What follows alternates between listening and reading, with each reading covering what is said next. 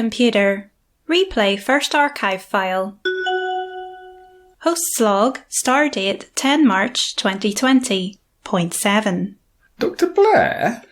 Do you fancy watching some Star Trek The Next Generation with me? I watched bits of it when I was a kid, but I think I missed the first few entire seasons, and I just watched that two-parter. It's called Encounter at Farpoint, the one that opens the first season. I watched it yesterday, and it is, it's ropey, but these early episodes, it might be fun. I'll try. I've never been into Star Trek, though. You watch it, and I'll sit with you and do my nails or something.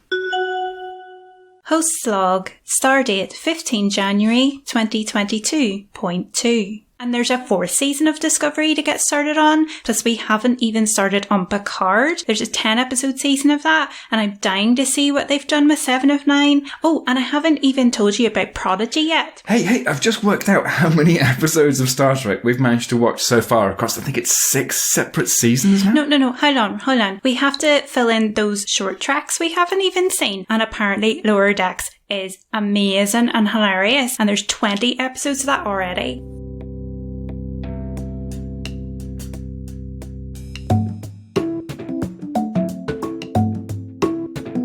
Hello and welcome to Audiovisual Cultures, the podcast that boldly goes to the galactic edges of media, arts and culture. Stop laughing at me. I'm Paula Blair, and do I have a surprise for you? Newer listeners may not know this, but I used to have a co-host for this show. Established listeners, please join me in welcoming back Dr. Andrew Shail. Woo-hoo! Shail, would you like to have a go at explaining what we're going to talk about today? We are going to talk about enough content to constitute over 51,000 articles on Memory Alpha, the Star Trek wiki. Or at least we're going to scratch the surface of that, because even though we have watched 696 episodes of Star Trek across 6 series... Yes, we have used this pandemic time well. We have not finished watching all of the Star Trek, and we never will. I worked out that if we'd done this back, if the world had organised itself better and had a pandemic back in about 2016, we would have watched all of the Star Trek and that would have been it. We would have gone tick, Star Trek done. But since what's known as the Alex Kurtzman era, since he took over as showrunner of Discovery, Star Trek's gone crazy recently. So although we have now watched 3 seasons of Discovery on top of 7 seasons of Star Trek The Next Generation, 7 seasons of Deep Space Nine, 7 seasons of Voyager, 4 seasons of Enterprise, and a season and a bit of the original series. Oh, the movies, 4 of the movies. And some of the films, yeah. Even though we've done that, and of course in completely the wrong order, there's still a mountain of Star Trek yet to watch. And it's being me as Strange New Worlds is very exciting. I love what's happening with Pike. It's a very important character. So there is no point in trying to go into too much detail. There's going to be loads of stuff we're going to leave out. So I think very quickly, some honourable mentions to amazing music. Scores throughout are just usually really awesome. So we'll see if we can circle back to that anytime. So many incredible actors, directors, all areas of production, just really awesome. There's so many recurring actors who aren't part of main casts, but we keep recognising and they keep coming back. And the beauty about Aliens and heavy prosthetic makeup is that lots of people get to come back across lots of different series, which is really fun. So many big questions, so much to get into about the Mirror Universe, which it might be my favourite thing ever. Love it. I love everybody being badasses. There's just so much to do. So I don't know if we can hope to do much justice, but I just think we've really wanted to sit and chat about this journey that we've been on together without really leaving the house while we've been confined. But I suppose it'd be nice to say, because it's by the time this will probably come out, it'll be a solid year and a half since you've been on the show, and you pretty much started this podcast with me. Any words about why that's been the case? I'm sure that we could foster many rumours here about schisms that have formed between you and I. And I'm sure your many listeners have been coming up with their own fantasies about what's happened between you and I. But I have simply been watching a lot of Star Trek with you, initially sitting next to me and then increasingly going, Ooh. Where has this been all my life? Yeah. And the watching has taken over from the sitting down and talking about it. You and I used to go and see a film, we'd come out the film and we'd talk about it for 2 hours and that would be it. But of course, Star Trek will never be finished. Yes. Therefore, we'll never do that unless we just at some point rip the plaster off quite painfully and go, right, we'll now talk about just the 696 episodes that we have watched. I know it's not ambitious at all to talk about that many episodes, but we'll get those done and we'll do another one about the remaining, it's at least 60 episodes that we haven't watched. Because, of course, deplorably, we haven't watched the animated series from 1973 to 1974. Yeah. Although I do remember bits of it when I was a kid. And, of course, in addition, I have been helping my employer replan its teaching to ever so slightly accommodate to a pandemic. That's taken up a little bit of my time as well. It's also been quite fun to sit back and watch you go and make friends amongst the various humans you can make contact with via the internet these days. Your free show. It's fun just to hand on the baton of other people producing your free content for free. So tell me, how much do you make your patrons give? Rule of acquisition number 286. If giving away a podcast for free, never ask patrons for a specific amount of gold press platinum. We've got a few preliminaries we need to establish in this podcast, which I think might be a little bit longer.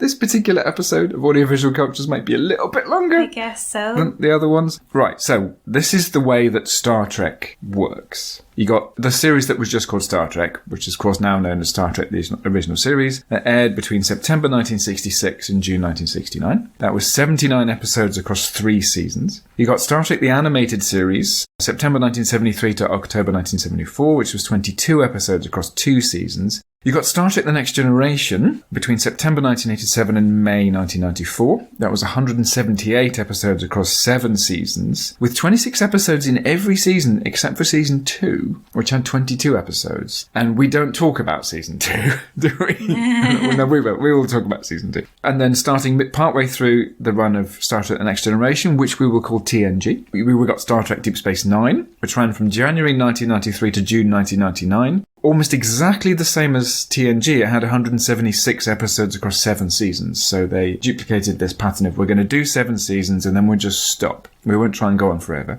Then you got Star Trek Voyager, which started in January 1995, again partway through Deep Space Nine. That ran until May 2001. That had 172 episodes across 7 seasons. Again, 26 episodes in every season, except for season 1 in that case, which had just 16. Then Star Trek Enterprise from the 26th of September 2001 to the 13th of May 2005, comprising 98 episodes across 4 seasons, with 26 episodes in season 1, 26 in season 2. You see the pattern being established here. 24 in season 3 and 22 in season 4, and that was it. And season 4 wraps up very quickly because clearly it had been cancelled by that point, which had a lot to do with it having debuted in September 2001. A lot of knock-on effects from that. It was very unfortunately timed, I think. I felt really sorry for Enterprise. I think they deserved a lot more. There was some really excellent storytelling, and it was just the world went into a very dark place and television became very dark, and it just had no truck with these explorers going off optimistically, making new friends. I'm actually partly convinced that if they just had a different theme tune, the whole success of the show would have been different. Possibly. So kind of perfect evil storm of anti-storm of what was. We'll get into that in a bit. To be extremely precise, it wasn't called Star Trek Enterprise until episode 3.3. Right. Up until then, it was just called Enterprise. The relationship to Star Trek was quite arm's length initially. Then Star Trek Discovery, which has started running on the 24th of September 2017. We've just had 3 entire seasons. The season 4 has started on in November 2021, so we're partway through season 4. Well, that was the one where we had started to watch it on Netflix, and then it just wasn't there. The thing happened. And then we found out what happened. It had just been taken off everything ahead of it airing on Paramount Plus, I think. In November, and so we were left stranded in the mirror universe in season 1. It was very rude. I actually had to buy DVDs, which it felt very archaic, pleasant and nostalgic. So Star Trek Discovery ongoing. It's accompanied by a short season of short treks, which I'm not counting as episodes, between 2018 and 2020. Those seem to have stopped now. Yeah. So I'm sure your listeners will correct that one. You got Star Trek Picard, which started in January 2020. It's now had 10 episodes in its first season, and a second season set to premiere in about a month. Star Trek Lower Decks, which started on 6th of August 2020 and has had so far 2 episodes across 2 10-episode seasons. Star Trek Prodigy, which started in October 2021 and is partway through its first 10-episode season. And Star Trek Strange New Worlds is scheduled to launch in the middle of 2022. And about that we are most excited, aren't we? Given that it was set up in season 2 of Discovery. Right, so that is what Star Trek is, and of that, we've watched a season and a bit of the original series, none of the animated series, all of TNG, all of Deep Space Nine, which of course we call DS9, all of Voyager, all of Enterprise, the first 3 seasons of Discovery, and that's it. That's our 696 episodes across 6 series. And then movie-wise, you got Star Trek the Motion Picture in 1979, Star Trek II, The Wrath of Khan in 1982, and this too, it's not a thing that's been added by fans, this numbering was on the posters, this is the name of the film, so the numbering applies for a bit. So Star Trek III, The Search for Spock, 1984, Star Trek IV, The Voyage Home, 1986, Star Trek V, The Final Frontier, 1989, Star Trek VI, The Undiscovered Country, 1991, Star Trek Generations, the numbering has disappeared, 1994. Star Trek First Contact, 1996, which we adore. If you were any other man, I would give you where you stand. Star Trek Insurrection in 1998. I quite enjoyed that one. People don't like it, but I thought, because it's just a long episode and I really just enjoyed it, and Data got to do fun stuff in that. Anyway. Face stretching. That's what I mostly remember from that. The idea of having one's face being stretched could kill you. It wouldn't just really hurt and mutilate you, it would kill you. Yeah. Star Trek Nemesis in 2002. Bit Tom Hardy. Wee tiny Tom Hardy. Yeah, really young Tom Hardy. And that's it for the films in that timeline, because 2009, a film called Star Trek, J.J. Abrams' Star Trek, started what's known as the Kelvin timeline, and that's a parallel universe reboot. So it's not a reboot in the sense of, right, everyone forget that all that original stuff happened, as Spider-Man has repeatedly done during our lifetimes. No, Star Trek does reboots properly. It goes, someone's going to go back in time and create a parallel universe, a forked universe phenomenon. For which there is precedent in the shows. We're going to get on to forking universes later. Because parallels per Worf in TNG. And there have been successive films in that franchise. Well, the franchise is still the same franchise, but in that element of the franchise, the Kelvin timeline, including Star Trek Into Darkness in 2013 and Star Trek Beyond in 2016. Mm-hmm. I am expecting more films. One thing I have to get down right off the bat is that we have, out of these films, we've actually not watched very many together, have we? We've watched Generations, First Contact, Insurrection, and Nemesis. The 4 TNG ones we've seen together. But we haven't sat down together and watched the original series films. I think as a child I might have seen the fourth one. That's the only one I have any vague memories of. More just because of the wheel and that they're in the 20th century. Yeah. That's all I remember about it. And I think we're waiting to finish watching the original series. Yeah. No. And then we'll watch those. And then we'll watch something in order for a change. Yes. Totally the wrong order. And then we'll get onto the Kelvin timeline ones, because of course, even though the Kelvin timeline films technically don't have any bearing on anything that we've watched, they do establish 2 quite big elements of what we have watched, which is that they establish cinematography that characterizes everything made after 2009, including all of the damn camera movement, cameras being upside down, just cameras constantly floating around, all the lens flare as well. There's so much lens flare in Discovery, even though it's not supposed to happen in the same universe as the Kelvin timeline films, the J.J. Abrams films. Nonetheless, it uses that same style as if it does. And also, the Kelvin timeline films, they establish the look of all of the species. Yeah.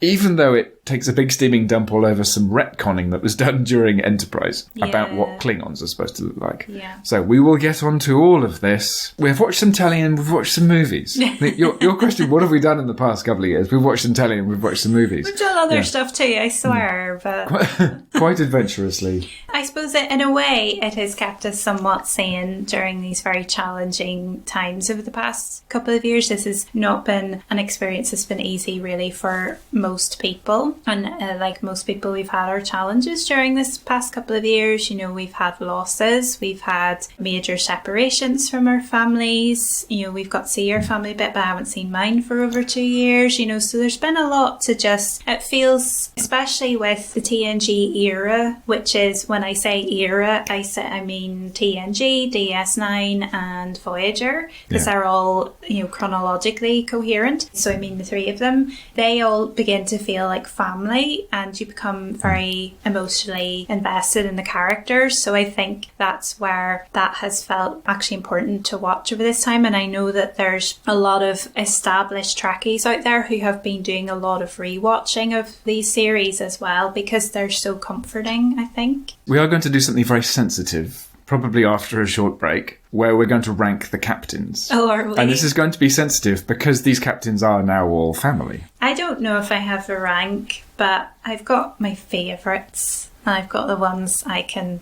do without. The watching we've been doing, we should note this at this early point, in addition to saying, right, we're going to be using these acronyms TNG, DS9 and so on. As kids, I was exposed to the Next Generation, Deep Space Nine, Voyager cluster. Those, as far as I was concerned, even though I had seen one or two of the original series from the 60s, I'd seen them on telly, they were rerun all the time. Even though I'd seen some of the films that came out in the 80s that used those characters, even though I was aware that there was original series Star Trek, it was the Next Generation that was the original series for me as a kid. And Deep Space Nine and Voyager all happening within the same story space at roughly the same time. I thought, that stuff was all home. And as far as I was aware, the original series was slightly macabre from what I could remember as a kid, as a very young kid, and also really slow. And I think it was because I'd seen The Cage, the originally unaired pilot, broadcast on TV in the 80s, and it's really sedate. And as a kid, you just you want things to rattle along, you want stuff to happen. As my own daughter has pointed out recently, when we accidentally sat down with her and watched a really quite courtroom drama episode of Discovery, there wasn't enough fighting and space puke. That is a thing in Star Trek. There will be some cerebral episodes that really gradually get you to think about big concepts. So, you know, as a very young child, found that a bit alienating. Next Generation, it had pace, even though it's full of tributes to the original series. It's a different sort of beast. And this is something that has become really apparent in watching the original series. It's got a lot more license than the original series had.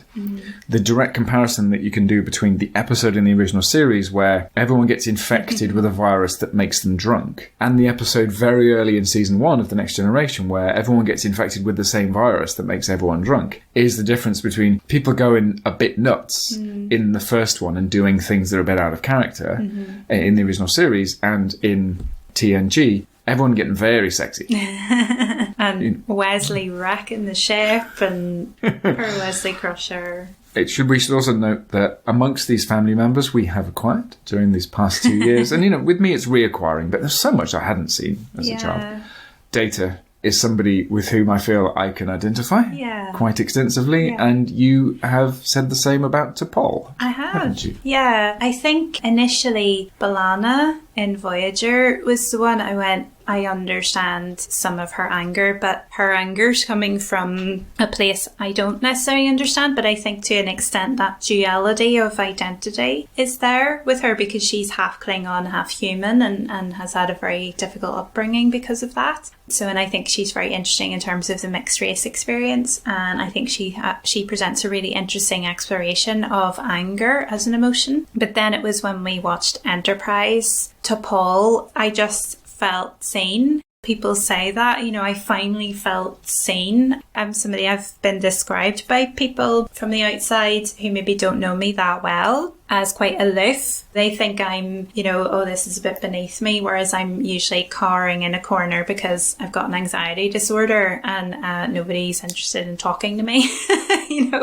Or some people have had the impression that I'm a bit too cool for school, but that's not my internal experience. I'm externally have this coolness or something, or detachment. But inside, there's just a tumultuous amount going on to manage. And when they really explore what it is to be Vulcan properly with her for the first time, because there's not really a lot of Vulcan...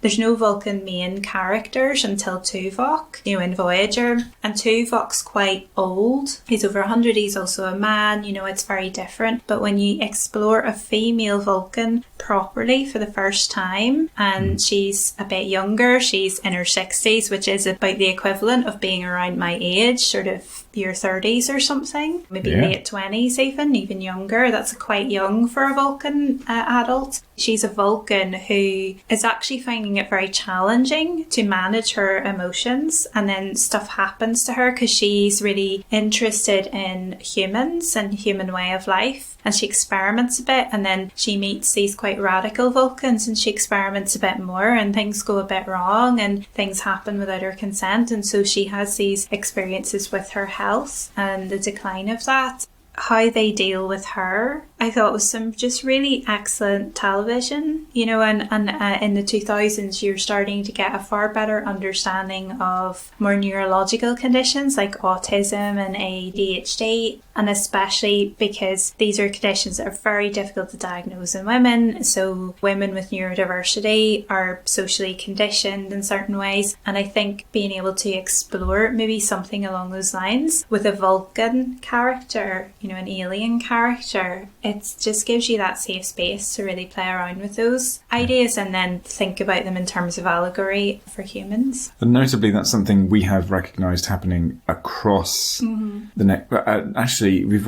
noticed elements of it in the original series, but it certainly happens across the Next Generation and Deep Space Nine and Voyager, such that the story of one of these many arcs that spans the many series is the story of just recognising that some people are gay. Yeah. You can't do that in the original series, but you can make some vague, implicit, metaphorical allusions to it. You can't do it in the Next Generation, but you can make some slightly less vague, slightly less buried allusions to it. And that continues up until the point when, I think it's in 2016, in Star Trek Beyond, that we finally have an openly gay character and it's not a big deal. And then in Star Trek Discovery, from the beginning, we've got a gay couple. Something that Gene Roddenberry said that he definitely wanted to feature in Next Generation, but he had so much pushback. His career was just people pushing back and going, no, audiences won't be okay with that. And so we had slightly less coded every single time references to it. Even having the first, it's almost like not the first on-screen girl-girl kiss in Deep Space Nine, but it was an early girl-girl kiss in Deep Space Nine. With the trail. And it's supposed to be between a woman who has been a man before, kissing the woman to whom she was married when she was a man. So it's not technically a girl-girl kiss psychologically, even though it is physically. So, there's one of the ways they bury this. We'll get on to the implicit commentaries on sexuality. And gender and everything, that are involved in being a Trill later. Okay, I'm done. I finished that review. So what did you want to talk about? You're fully functional, aren't you, Shail? I am programmed in multiple techniques. We've also tried to do a lot of working out of what nationality might these aliens be. Oh, we'll do a whole hour of this episode just on that. And it changes over time as well. It does change, because I think, at times the Klingons are quite Russian, but at times they're maybe more Japanese, at times they're maybe more Celtic. I actually think they're really Celtic, but I don't know if that's deliberate or not. There are some parts of the language that sound actually like different versions of the Gaelic language. All right, so there's several generations of it. In the original series, the Klingons appear to be Chinese, both in appearance and in their depiction as being a rising enemy. that is associated with... I don't know, though, because China would have been communist at the time, wouldn't it? Oh, that's it, yeah. They're kind of... I'm constantly reminded of the Manchurian candidate. And Manchuria is a territory which part of it is in Russia and part of it is in China. Okay. The Manchurian candidate is entirely about Russian and Chinese communist governments, or at least the agents for Russian and Chinese communist governments, teaming up to create these sleeper agents in the US. And I think that what we get in the original series Klingons is this implicit sense of, obviously the Russians are our wiggling fingers in the air in an audio medium, our enemy, but obviously the Chinese are as well, because they also have a communist government. I think that's what's going on in the original series, at least, with these Klingons that only appear alien by dint of the fact that they're generally shot with wide-angle lenses.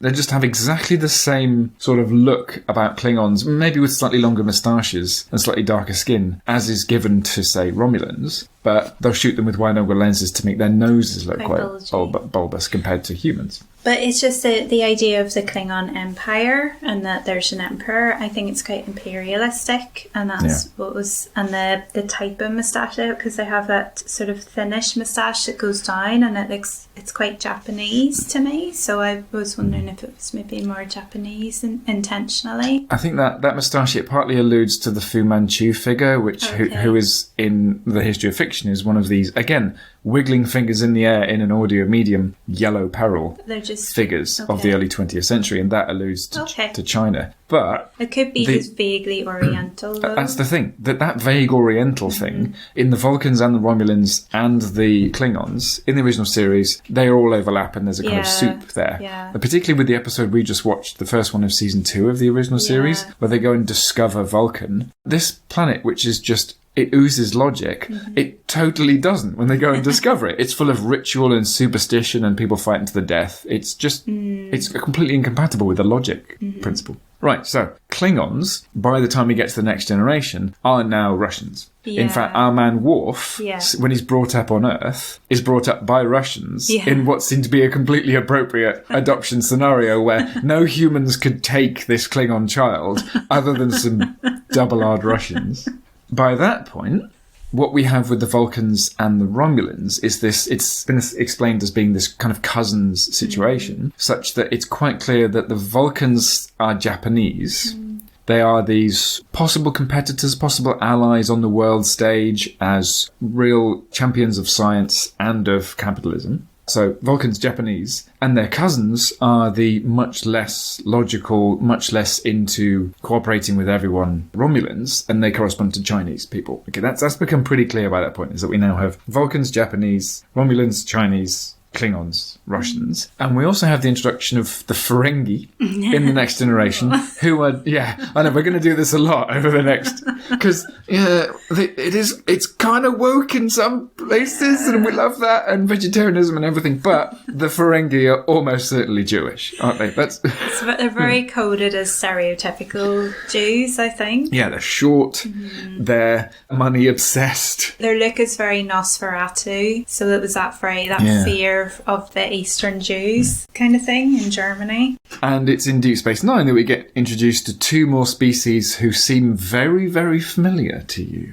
The Bajorans and the Cardassians. Yeah, I'm not sure how much intentionality there is, but certainly at that time, and certainly looking at it as a post-conflict drama, which is a massive interest in mine, the Bajorans feel like the Irish and the Cardassians feel like the British. I think a lot of the story arcs that come out between them in DS9 really explore that in a big way, and I don't know how intentional that was, but it maps on quite well, because I think there are quite a few scenarios where that could be the case. A lot of DS9 is centred around, because the space station was Cardassian and it was orbiting the planet of Bajor, and then the Cardassians withdraw after a 50-year occupation, and the Federation in a UN type role takes over the station in collaboration with the Bajorans, because they would really like Bajor to get back on its feet and become a member of the Federation. And then there's a lot of tension because Voyager doesn't really want anything. They want to be independent. They don't really want to be part of this other thing.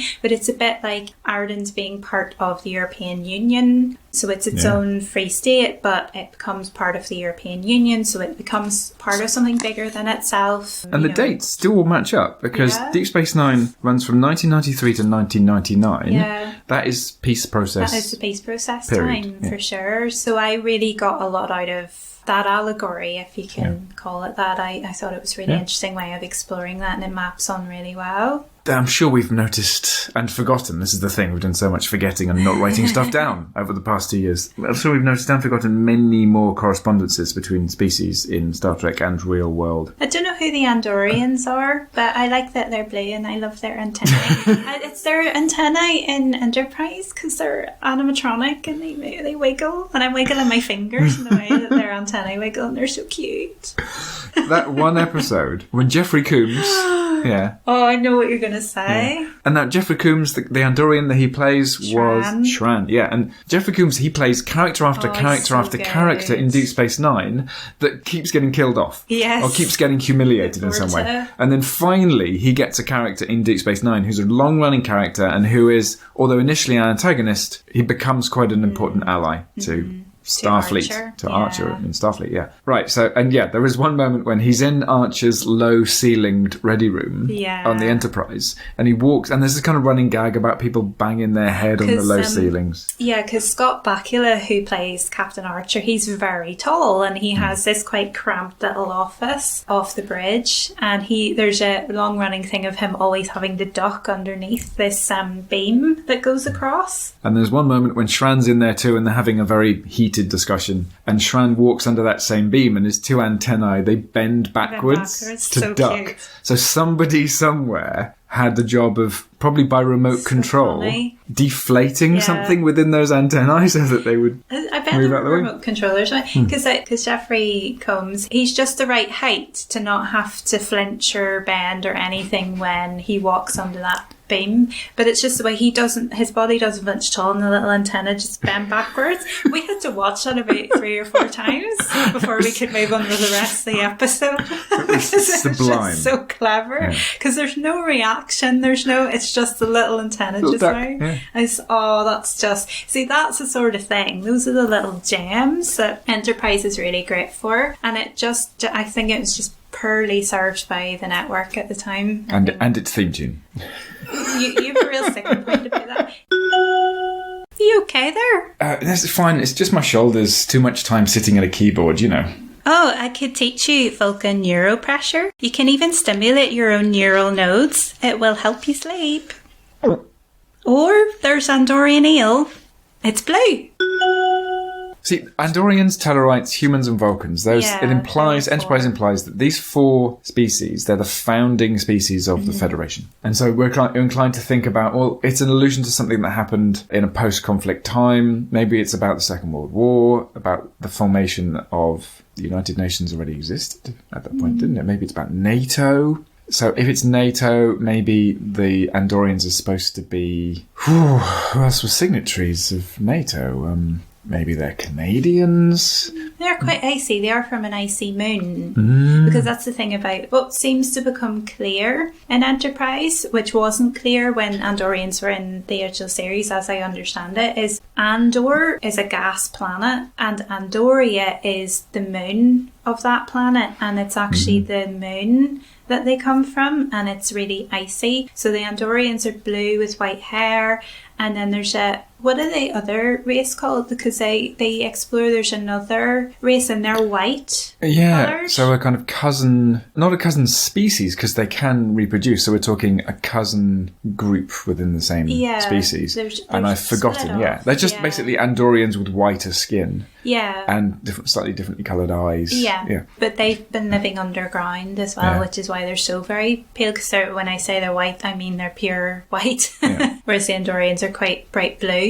Well, at least they're very bright blue in Discovery. Even bluer Even in bluer Discovery, in Discovery than they are previously. And they're the same colour as their ale. I suppose these are things that go back to the original series, because it was just what colour body paint can we put on these people today? Because we've got the Orions who are green, and, you know, I don't know who the Orions are supposed to be, but they do really cool stuff with them in Enterprise. Yeah, I think, okay, Orions. Probably a vague Middle Eastern. Yeah, maybe possibly thing. Indian or just South Asian or something like that. Because they do have because it's quite a dark green, and they have black hair. Oh, and they're very exotic, and there's dancing, and the women are very alluring and that sort of stuff. And while we're on, well, we're not anymore, but while we have mentioned Bajorans and Cardassians, the Maquis are an important category, because the Maquis are all either Federation citizens or actually Starfleet people who have officially formed, people who've left Starfleet, say, and they've formed this terrorist organisation that is opposed to the deal. Think they're freedom fighters. It's that sort of thing. Is one person sees them as terrorists, another will see them as freedom fighters, and there's an ongoing argument about that language. So I think that specifically in the context of the Bajorans being Irish and the Cardassians being British, I think that specifically alludes to ongoing conflict in Northern Ireland, doesn't it? The Maquis are almost certainly Northern Irish Republicans. Yeah, they're probably a faction of the IRA or... you know, INLA, something like that. They're a paramilitary organisation. And of course, the big narrative of Voyager is Maquis being reabsorbed back into the fold. Not being cut off as the enemy, but being identified with, common ground with them being shared, and just some smoothing over of differences. And yes, this is all very, very American. Right. Tellarites kind of look like pigs. There's not much characterisation of them, I don't think. No, presumably we are. I know for sure we are going to meet them in the original series. We just haven't done so yet. Yeah. I think that's it for our main species. Main ones, yeah. I hesitate to call them races because I haven't really done the trill, but they're more. So the trill, it's more with gender. The trill are a species that can combine and host a symbiont, so this big worm slug-like creature that can be inserted into them surgically and becomes part of them. And the symbiont can hold the memories of that person. They join together, so they become one person. The biological sex of the host doesn't matter. It's just whether they can join or not. And so the trill go through a training process of many years. Not every trill is suitable to become a host, and only certain people will be, and they usually choose the elite. So that's where we get Dax, who is in DS9, and then there's a whole big backstory with Benjamin Sisko, who is the commander, then captain, who takes over for the Federation,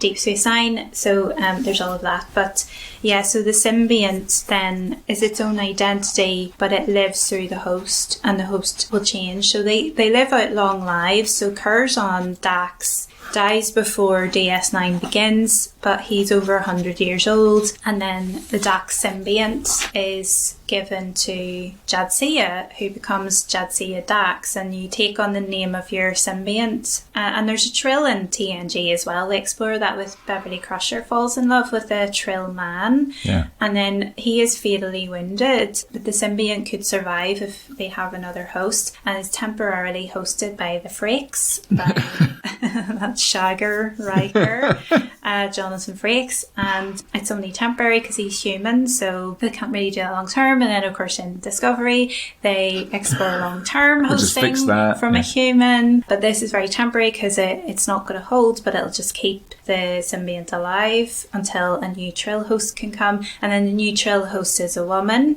And so that's really the first time where they directly deal with a potentially same-sex relationship, and how they handle it is Beverly going, I don't think I can do this yet, because I think they hadn't really worked out the trill very well, very much at that point, because it's basically like, I'm exactly the same person. I was basically a blank sheet when I was that other person, but the symbiont has taken over. Whereas in DS DS9 they flesh it out a bit more, and it's more like they combine with each other. So the Dax symbiont carries the memories of Curzon and all the previous hosts, and they explore the previous hosts throughout the series. And then there's another host because Jadzia later on dies, and Ezri is a child who is untrained but happens to be on a ship that's transporting the symbiont. There's so much of this stuff. How do I know all this? This is desperate. This is so nerdy. For sure, the Trill allude to real-world people who have a different relationship with their bodies from that which humans typically have. So my initial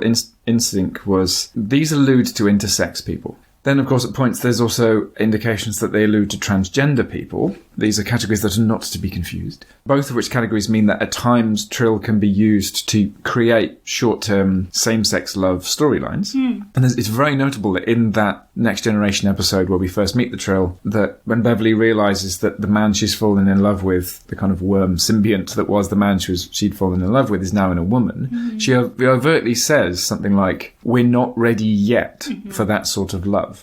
As if she's right just beneath the surface saying, our viewers of this right now in the US in about 1990 are not yet ready for this sort of love, but we're aware that it exists and that it counts. Yeah. So it's a bit out of line with all these other things where we go, oh yeah, this particular species from this planet, that corresponds to this nation on Earth or this political group. But what we could also do with the Trill is take the fact that for them, the symbionts at least are effectively immortal. We could identify them with a religious belief system on Earth which believes in reincarnation. Because that's a kind of real-world version of reincarnation being a thing. So perhaps the Trill are supposed to be South Asian. Or maybe a bit Buddhist. Yeah. But they are, nonetheless, they're used to say a lot of things about real-world people. In the middle of that tangent, I was trying to say that in the 90s, we didn't have that language that we have now around transgenderism or intersex people. It was you're a transvestite or a transsexual who's had a surgical sex change, for example, whereas we have much more nuanced language around those things now. And so I think it was a really interesting way of being able to explore your gender identity, and that it can change or that it can just be fluid.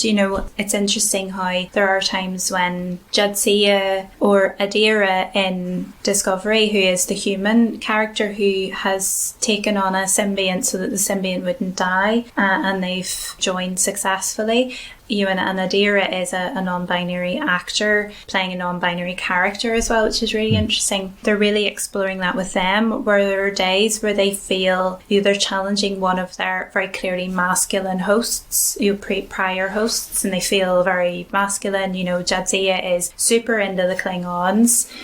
She's really into fighting. And all of the face biting. And all of the quite violent sexual rituals that come with being Klingon as well. She's super into all of that. But then there are times when she's very gentle and more, air quotes, feminine. She's very dance-like because one of her prior hosts was a dancer. There are things physically she couldn't do when she was Jadzia, but now that she's Jadzia Dax, she's got more dexterity because of the dancing, because of the fighting abilities. She's got language abilities she never had before. They become more than themselves. Yeah, there's even a series in an episode in Deep Space Nine where Jadzia Dax is arrested for a crime, but it's a crime that Curzon Dax carried out. And they have to get into this issue of, if you're the same person as the previous Dax because of the Dax, and that previous Dax was not two separate consciousnesses living in the same body, then doesn't that mean that that person's acts and any responsibility for any crime they might have committed, those are also yours as well, because you've still got that person's consciousness within you? They solve that by having a speech from Sisko in which he basically goes, no, when the previous host dies, their consciousness is removed from the symbiont a little bit. The metaphor he uses is, it's a bit like dissolving salt in water, and then you boil away the water and that just leaves the salt, and then the new host is a load more water that then has that salt dissolved into it. So that's a perfect little metaphor for going, actually, no, they're not the same person as the previous person. They just carry the memories of that previous person with them, so that they can occasionally have a chat with them. Or suddenly they can fix a piece of equipment because a prior host was an engineer and they've got the residual memories of what they could do, that sort of thing. Yeah, exactly. Hey Blair, do you fancy learning a bit of repointing? I've been mastering it recently and it's actually really easy and it's quite relaxing when you get the hang of it. Damn it, Shail, I'm a podcaster, not a bricklayer. I think this episode is sponsored by socks knitted by Auntie Chris. Auntie Christine. Auntie Christine. So a big hello to Andrew's Aunt Chris and Uncle Tim, if you're listening, because they tend to listen to the ones that you're in. Oh, so they do? Yeah. The beasts. We're both wearing our very special socks. Yes, thank you, Auntie Christine. From Auntie Christine. And I'd also like to say a big thank you to my mum and sister, because they mostly fund our Netflix habits. To the founders of the feast. Yes, certainly my mum this year she got me Netflix vouchers for my birthday, and then for the winter solstice festivus winter break thing. So they're partly to blame for all of this nerdery, I have to say. It doesn't just lie with us. We were enabled. The enablers are always somewhere behind the scenes. All right.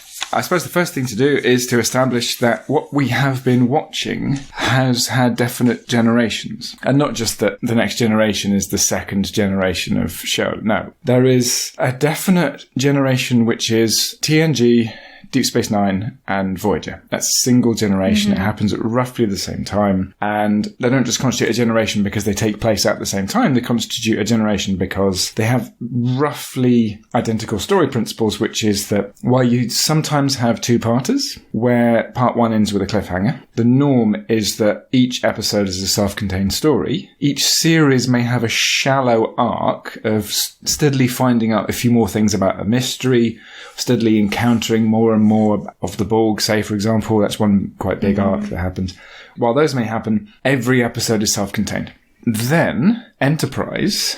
Yeah, I don't know though. I think in DS9 though, I think the Dominion War is quite a big story arc that happens in there. The first series that does 3-part arcs as well. Yes, right, Kate, I stand corrected about that. There's arc stuff in Deep Space Nine. When I ran through all those dates earlier on, Enterprise started about 5 months after Voyager wrapped up. Now that was new because Voyager started while Deep Space Nine was happening, and Deep Space Nine started while TNG was happening. They very clearly overlapped with each other. They had characters from another series pass on the baton, as it were, in their pilot episodes. Yes. There was definitely forking of storylines happening there. Yeah, with Enterprise, it starts after Voyager wraps up. It initially starts off with that same story principle, but then you can see a gradual resetting of the way that Enterprise is told, because clearly its ratings aren't good.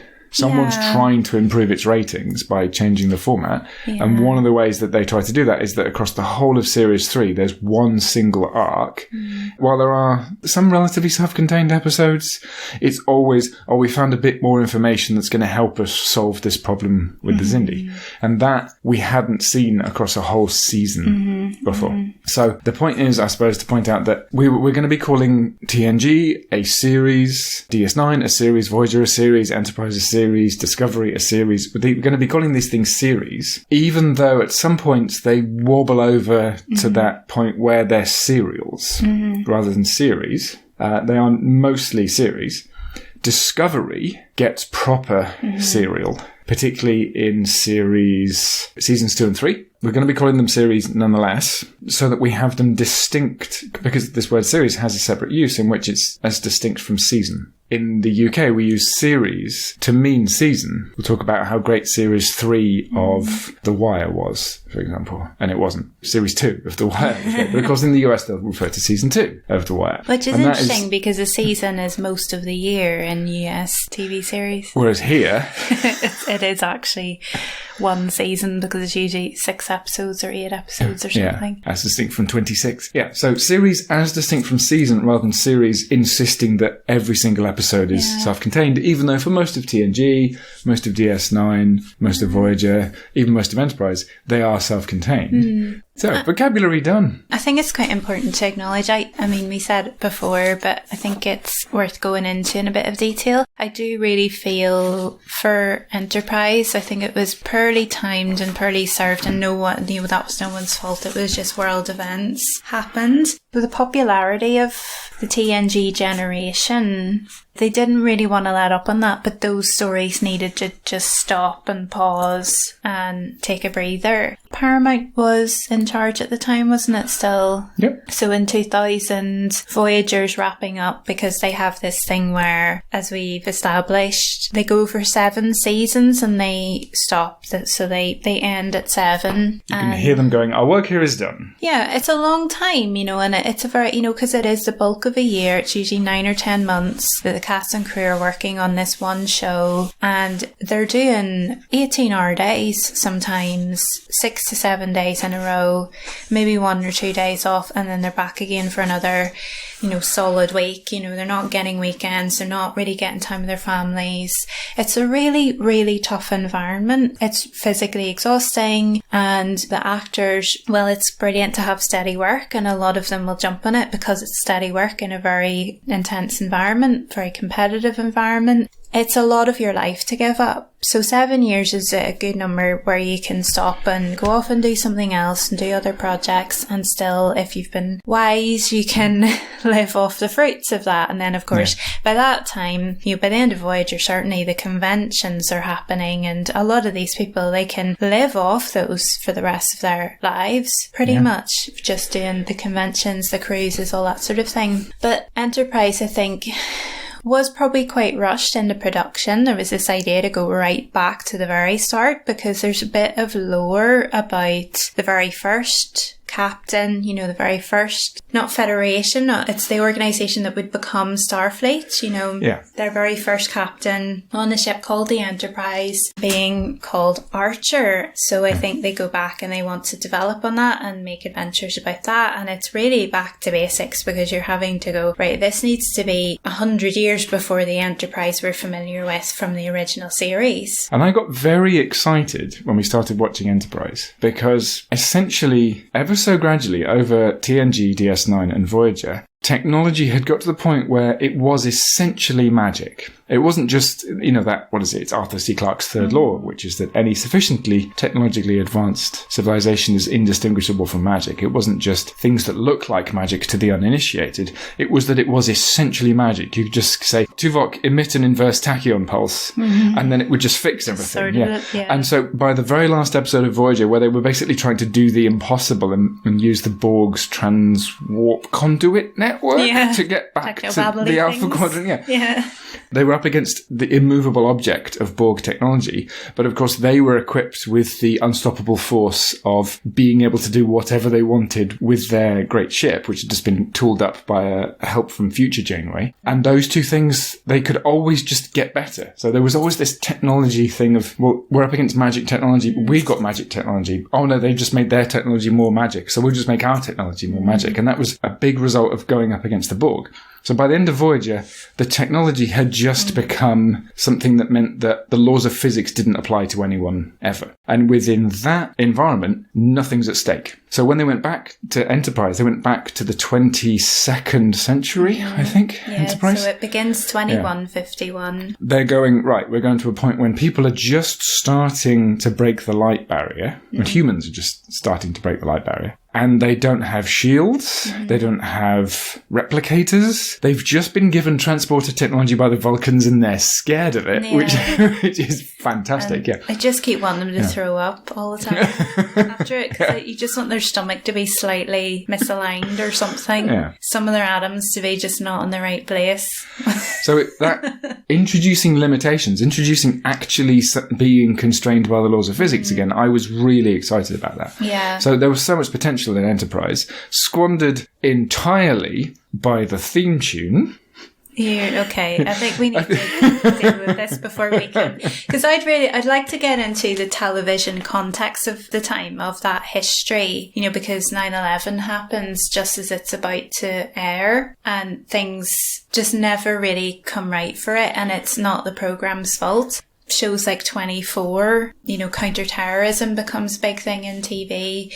And so then Enterprise goes down the counter-terrorism route in season 3 because seasons 1 and 2 just haven't quite hit the mark. So they're desperate to try and improve their ratings. So they try and have a go at having a massive terrorism arc, and they do something huge because it's spacey and it's huge. And so it's millions rather than thousands that are killed. And there's this massive revenge arc and counter-terrorism arc. And although they had flirted with post-traumatic stress in Picard, back in, it's called The Best of Both Worlds, there's that two-parter about where he becomes Borg and then he gets freed. And then immediately after that, they have a Picard experiencing PTSD episode. Although they had dealt with that before, in the form of Archer, they have this guy who, across the series, does thing after thing after thing, which is compromising his morality, such that by the end of the series, he's just this shell of a man who's constantly angry at everyone all the time. And so, true to form, they do devote the very next episode, at the beginning, I think it's the beginning of the fourth series, to a one where he has to go and face his demons. Yeah.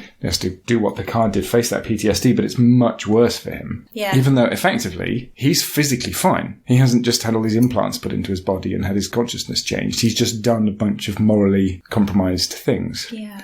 Well, it goes ever so gently into that 24 territory of, well, we don't want to torture people, but we just have to now. So anyway. And don't ask me why we have to. Yeah. I mean, it goes into difficult areas and it felt quite cynical, and it's a shame because actually beyond that I felt there was some really strong episodes of television, some really strong storylines and some really strong writing. The characters are really coming to life. I just think there's some really excellent characters in that, and it was again just inching more and more into a greater diversity of types of character as well and backgrounds for those characters. I mean, Hoshi is foundational. I mean, all of the translation, universal translator technology that's taken so for granted in all the other series. Yeah. We see the origin of that in Hoshi Sato, who is this very young woman. She's 21 years old when Enterprise begins, so she's 25 when it ends, and she's a genius linguist who has this just capacity in her brain for language, but not just language. They show she can pinpoint accents and dialects to rural areas in North America. She's incredible. And so her character gets fleshed out. She also, the very first ever trip to Risa, the pleasure planet, where everybody goes to get laid. It's actually through Riker that we really get introduced to that planet in TNG. He advises Picard to go there for a bit of R&R. And Riker likes to visit Risa. But actually, in Enterprise, they established they're the first humans to visit. It's the first Enterprise team, and Hoshi has a very nice time, and she has sexual agency, and nothing bad happens to her, and it's really fun. But bad things happen to all the blokes who go down, and it's in quite comic ways, and it's a really fun episode, and she just makes friends by picking up the language. She starts to speak Ryson to people, and they go, "Oh wow, you're speaking it, and you've got the accent. That's really good." And she also learns the language of someone else while she's there, isn't it? Of someone who isn't from Risa, who's got this extremely complex language, and he picks that up as well. And that's how they have this sexual relationship. Yeah. And it just ends and she just leaves. And that's it, It's just this weekend thing, and it's really lovely, and she goes back smiling, and it's a really nice experience for her. And no one's getting honey trapped. No. And no one's getting an alien parasite inserted into them. Yeah. She has a nice time, whereas, isn't it, Trip and Reed, they get fleeced and end up in their underpants. And Travis, he breaks his leg or something, mountain climbing, something like that. Yeah. And Archer is conned by an agent. Can't remember. Yeah. Oh dear. It's first season, so it feels like ages ago, but it's a really fun episode. Things like that where they just really establish character, and they actually play with some sexual agency for the young woman, and they don't shame her for, what happens. She just has a lovely time, and that's it. So I really appreciated things like that they could do, because finally they were in the 2000s and they were able to do that. It's always step by tiny step. Yeah. But that step is way ahead of the steps that the average moral principle is willing to take. they're pushing. I was pushing as much as they can. And thanks to the Trek Culture channel, we're not the biggest Star Trek nerds by far. Thanks to the Trek Culture channel, I now know that they were doing something very similar with discourse about drugs during the 1980s. There's a conversation between Tashi Yar and Little Wesley Crusher about drugs, which doesn't take the just say no line, which admits that people take drugs not because they're weak people, but because they're in horrible circumstances often. And that was really brave at the time. So there's lots of that. What are you tweeting about now? We have another segment to record. Klingons do not procrastinate. So, we're going to talk about the theme tune. Yeah, we'll probably need to build up to this. The original series, I mean, that is... Even before I had a notion of ever watching any Star Trek, we all know that theme tune. It's just part of cultural currency, isn't it? It's just so embedded. We all know that distinctive theme tune. And now that we've got to season 2 and watching the original series, now we've got the soprano in it, which really makes it. New version, yeah. We're learning about this all in the wrong order. Of course, what we were dipped in when we got to Enterprise, we had been dipped for 21 seasons in theme music that was descended from that original by way of Star Trek The Motion Picture, because the theme music for The Next Generation, it included the fanfare from the original series theme by Alexander Courage, with Jerry Goldsmith's theme for Star Trek The Motion Picture. And then the theme music for Deep Space Nine is music that's very similar to the music for The Next Generation. And then the theme music for Voyager, which puts me on the verge of tears every time I hear it. It's so beautiful. Again, much the same thing. It was all but it was done with much longer sustained notes in order to get that sense of longing feeling. That you got a long way to go before we're going to get home. Yeah.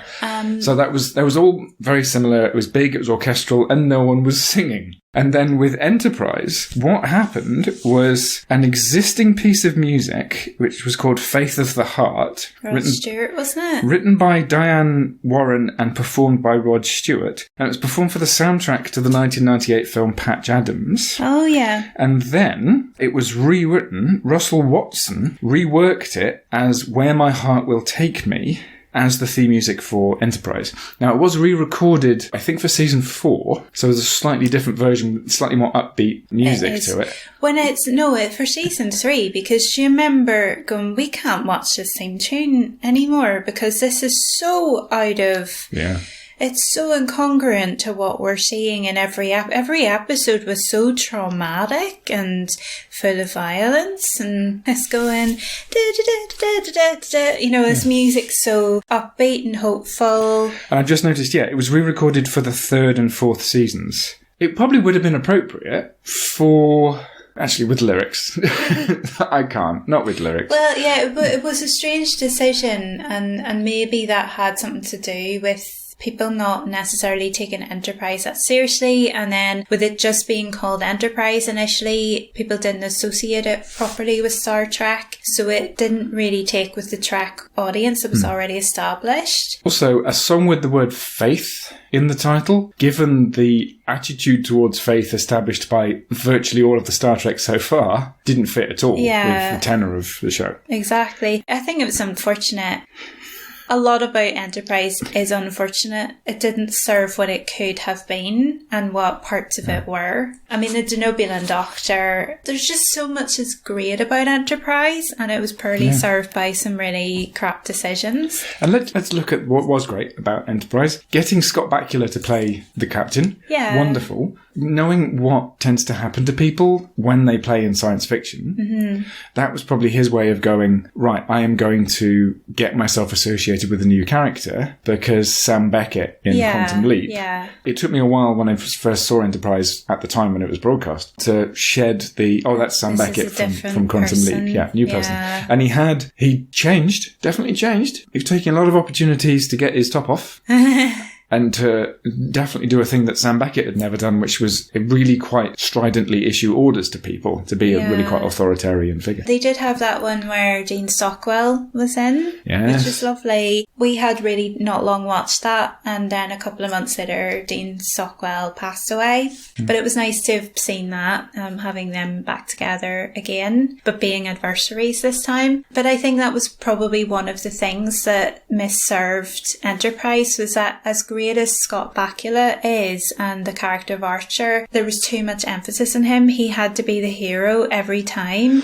And I think that's something that I love Discovery, but there is too much of everything relies on Michael Burnham. By the time we got to the last few series of Voyager, we'd established this vocabulary of, this is a Harry-sode. We'd established this vocabulary of, this is a parasode. Yeah. Or this is a ninosode. Balanosode. That's it, Tuvocasodes. Every now and then you get a Tuvocasode. It's a doctor-sode, whatever. Eometrosode, Eometrosode, something like that, because it's like, okay, right, we're with this character as the main person, so good, great. And that had happened throughout Next Generation. Often it was a Picardisode, because it was an episode about what the crew, as headed by him, had to do in coming up against a particular adversary or problem, and he would be the main one to solve it. But very soon you'd start to get Geordisodes, where it would follow Geordie across a day, and he'd be the one who'd have to solve the problem. Some of the really great ones are about Data, very often directed by one of them, by Jonathan Frakes or LeVar Burton or Patrick Stewart. And let's nail this banner up right now. As an opportunity for actors to get into directing, Star Trek has been great. Yeah. Noticing how much of season 3 of Star Trek Discovery Jonathan Frakes directed. I know he's still going. Yeah, it's amazing. LeVar Burton did loads of all the others as well. We see his name a lot in Voyager and Enterprise as director. Yes, and a lot of Enterprise was directed by Robbie McNeil, who was Tom Paris in Voyager, and he went through the academy, the directing academy, and I love the Delta Flyers. It's a fantastic podcast. It's a rewatch that Robert Duncan McNeil and Garrett Wang, who played Tom Paris and Harry Kim in Voyager, they make this together. It's a rewatch series, so they talk about each individual episode every time. And Robbie McNeil, because he's since become a director rather than an actor, it's really interesting for him because he watches the episodes more as a director. He can barely remember the acting side of it for himself because he spent so much of the time observing the directors and learning about the production. He spent more energy on that than really, but he still turns up and he does his acting really well. But so that's been a really interesting thing. And the same thing happened with Roxanne Dawson, who was B'Elanna Torres in that show. She is now more well known as a director, and she's been a director and a producer and executive producer on loads of other shows now since then, and films as well. That principle of a character gets an episode, and it might be even a relatively minor character. I mean, think of the Barclay episode in I love TNG. Barclay so much. It's so sweet. I'm missing that now that we've got onto Discovery because they're almost all about Michael Burnham. And that is the thing as well, actually. You do have those recurring characters. So the likes of Lieutenant Barclay, played by Dwight Schultz, who's very well known as Howling Mad Murdoch in A-Team, or like so we mentioned already, Jeffrey Combs playing lots of different characters. Vaughn Armstrong plays lots of different characters across those of the series. Garrick, Andrew Robinson in Deep Space Nine. You've got these really important recurring characters who are not main cast. J.G. Hertzler. Oh, I love Martok. his voice. So good. When you hear that voice come out of somebody else's mouth, as in out of the mouth of a character who isn't Martok. There's such a thing as a tasty voice. Oh, who is it who plays Gowron? He's brilliant as a CIs with him. Honour on you. And your house. He's so great. Eyes double in size when he says it, Yeah. A tendency to concentrate on minor characters is a thing. And that I suppose has held over onto Discovery as well. We get lots of, this particular minor character gets a scene at this point. But there's no such thing in Discovery as an equivalent of a Geordisode or a Datasode. Probably because it is more serialised rather than episodic. So the ideas in the earlier ones is that you're going along nicely, they're on their missions, blah-de-blah-de-blah.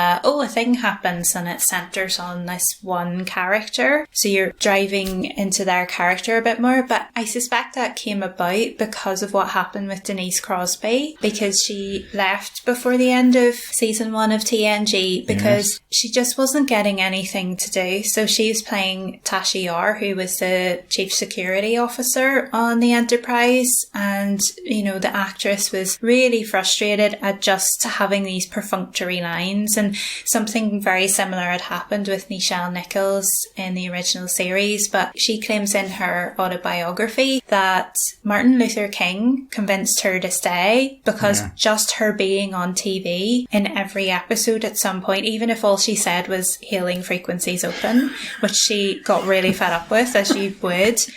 And she's a brilliant actress and she's got such presence, but she was getting so little to do. So, you know, for the whole of the first season, that's basically all she says is hailing frequencies open, sir. Message coming in from Starfleet Command, sir. Yeah, that's it. And it's really boring for her. And she's just a set of legs, you know, but because she's a set of brown legs, that's really important because representation really does matter. We were talking the other day about Mae Jemison, is it, who is the astronaut, who was inspired to become an astronaut and join NASA because of Nichelle Nichols. And, you know, so it is groundbreaking in that sense. And who also got a cameo as a transport officer, I think? She was in an episode of TNG and they met on the set and everything, and it was really special. But, you know, with Denise Crosby as Tasha Yar, she's got so much to give and she got really fed up, and you'd think by the late 80s even a white woman would have something more to do. But no, I mean, and it was annoying because it was great that they had a woman, a really kick-ass woman, being the security officer. And she got to do that fight in about the 3rd episode. Yeah. In the rather racially problematic episode. Very problematic episode, but...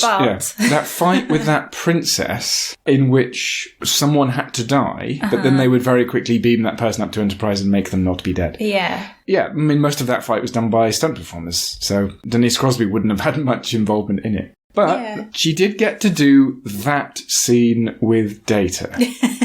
She did get to say to him, you are fully functional, aren't you? I know, but they made her so early. They really sexualised her, and it was because of the thing, you know, this virus that made them all a bit drunk. Not so drunk that she didn't have the composure to perfectly do her hair with a little kiss curl. Well, maybe there's a future technology that just does it for you. I don't know.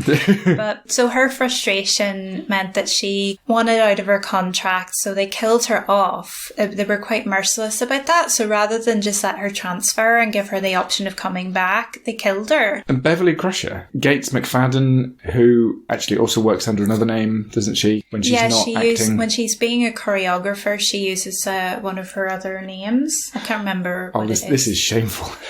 She did just transfer off the Enterprise. Well, Beverly Crusher at the end was different because I think the showrunners or the writers or something just wanted to do something different. So it wasn't her choice. So it wasn't her choice, I don't think. And then they brought in another doctor, Pulaski, is it? And she's brilliant. But then I think because fans petitioned to get Beverly Crusher back, because there is a bit of a thing between her and Picard. So I think the fans really wanted that back. So Pulaski just isn't there for the 3rd season, and Beverly Crusher comes back, and that's it. Just bye Pulaski. It's Cheryl Gates Mcfadden. Okay, sorry, Gates Mcfadden there. I suppose now we're here, we ought to talk about season 2 of The Next Generation. Do we have to? Well, let's at least just mention it. Right. Okay. Because in The Next Generation, as we have both learned from reading interviews with Patrick Stewart and so on, it was not at all clear during those first 2 series that this thing would run for 7, I'm saying series as well, aren't I? For 7 seasons. And there's even a bit I noticed what looked like an outtake that hadn't been caught in one of the episodes early in the first season of TNG, when Picard is walking into a turbolift and it's a shot of him from the side, and when the turbolift doors open, he opens his mouth as if he's going, oh, and I don't think he is doing that. It could be, because they always cut the sound out when they put the sound of the turbolift doors on. He's doing a big open-mouthed face, as if he's doing a kind of joke face to the person who's on the other side of the turbolift doors that we can't see. And you'd think, oh, that's just them horsing around on set. That's got to be an outtake. But no, that made it into the finished episode. There was a kind of informality about their work during the first couple of seasons. And it was because they were expecting to hear any moment that that's it, it's all over. This farce of trying to resurrect Star Trek in TV form is over. And it very nearly was, because of how season 2 ended, because season 2 ended with them running out of money and having to do what was in effect a clip show for the last episode of season 2. It's pretty horrendous. Yeah, season 2, it was the one episode out of TNG it was the one season, of all of TNG that had just 22 episodes. So it was 4 episodes short. They just ran out of money. And for the very last episode, all they could afford was Dr. Pulaski, a couple of other characters, I think including Troy, Marina Sirtis, a bit of dialogue with them, with Riker lying on a table, an original scene in which Riker gets infected with something, and that's it. The rest was clips cut in from previous episodes, which are supposed to be him remembering things, having this internal battle. It was awful. It is the worst episode of Star Trek ever. I think even Frakes called it a piece of shit. And quoting him. That's a low point. Who knows whether they knew at that point whether they had been renewed for a 3rd season? But that's the operation of people who don't care whether they've been renewed yet. And of course, it's not the actors, it's the showrunners who are making those decisions. But gets renewed for a 3rd season, and from that point onwards just goes from strength to strength and becomes amazing. I mean, by the end of season 3, and then that's the introduction of the Borg, it's gripping. You know, I think by that was probably the stage where I was invested. Okay, Borg. Earlier on, we were talking about what certain things in Star Trek correspond to in the real world. Now, of course, we didn't mention the Borg. We were kind of going, what other species are there? Well, there's the Borg, who aren't a species. Now, it's pretty damn close to the surface that the Borg are communists, because they have a collective consciousness. They are collectivists. That's hardly insightful for us to point that out. But it's important to note whether they're just a new version of Russians, because they're invented towards the end of the 1980s. So 87, 88, 88, 89, 89, it's kind of 89, 90 point. We're talking thawing of the Cold War. We're talking that point where there's a classic line in Terminator 2 where young John Connor goes, why attack Russia? Aren't they our friends now? That whole, they're our friends now thing. I don't think the Borg are supposed to be Russians. I think they're supposed to be homegrown communists. They're supposed to be socialists amongst the American population. And that's why they're so dangerous, because they are on their way to Earth. They're not stopping at conventional boundaries. They're not recognising the boundaries of the Federation. But of course, much more interestingly, the Dominion. Okay, we didn't mention the Dominion. The Dominion have a 3-tier hierarchy with the founders, or changelings, at the top, who are regarded as gods by the bottom stratum. The middle stratum, which is the Vorta, who are clones, genetically engineered by the founders in order to act as this middle stratum of the hierarchy. And then the soldiers are the Jem'Hadar, and they're again genetically designed from scratch and designed in order to be biologically dependent on this substance called white, which means that if they somehow get free of the Vorta and the changelings, they'll just go mad and die within a couple of weeks when they run out of white. And they seem to be coded as African slaves, I think. Well, yes. That particular hierarchy of rulers, an intermediate class that they use so they never have to have anything to do with the people who they rule, and then the people who they rule, that was the principle of the British Empire.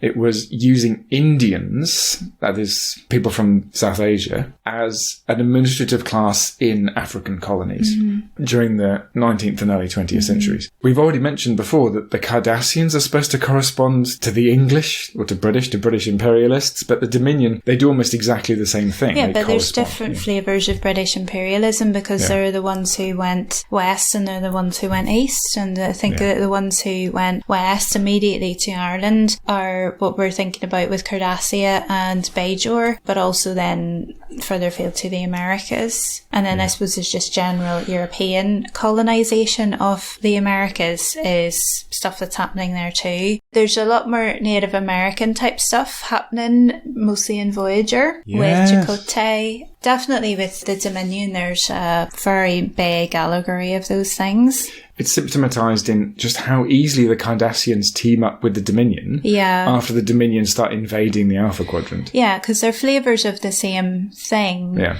But even the Cardassians come a cropper because of that. The Dominion is just so callous and cruel. So the Cardassians, they become subject of the Dominion, and they have to have their own revolution to free Cardassia from the Dominion. And they get Bajor to help. Bajor helps them. So it's a little bit like the English deciding that even they don't want to be part of the Empire anymore. It's basically going, everyone needs to found their nationhood, and everyone's nationhood will only function if it's founded on revolution. Yeah. Which, of course, is how America thinks about nationhood. Yeah. It has to be founded on revolution. The Federation planets in the middle, you've got Earth, who've become these hippies, we're led to believe. And I actually I appreciated the way Enterprise deals with that, because when they go back to Earth, people on Earth are still arseholes. And it's the ones who leave Earth who go off exploring. They're the vegetarian space hippies. But the ones who stay on Earth, they're going, why are you going off poking out there and bringing all this evil stuff back to us? They're very xenophobic, and they attack alien species that are hanging out with the Federation, the Starfleet ones. The Federation doesn't exist yet, but the Starfleet ones. So the Denobulan Doctor, Phlox, and the Vulcans. The Vulcans live in a compound, and T'Pol is quite curious about humans, so she'll put on, a headscarf or something to hide her ears, and try and do her hair so that it'll cover her eyebrows a bit, and she'll go off to jazz clubs and things and be a bit curious,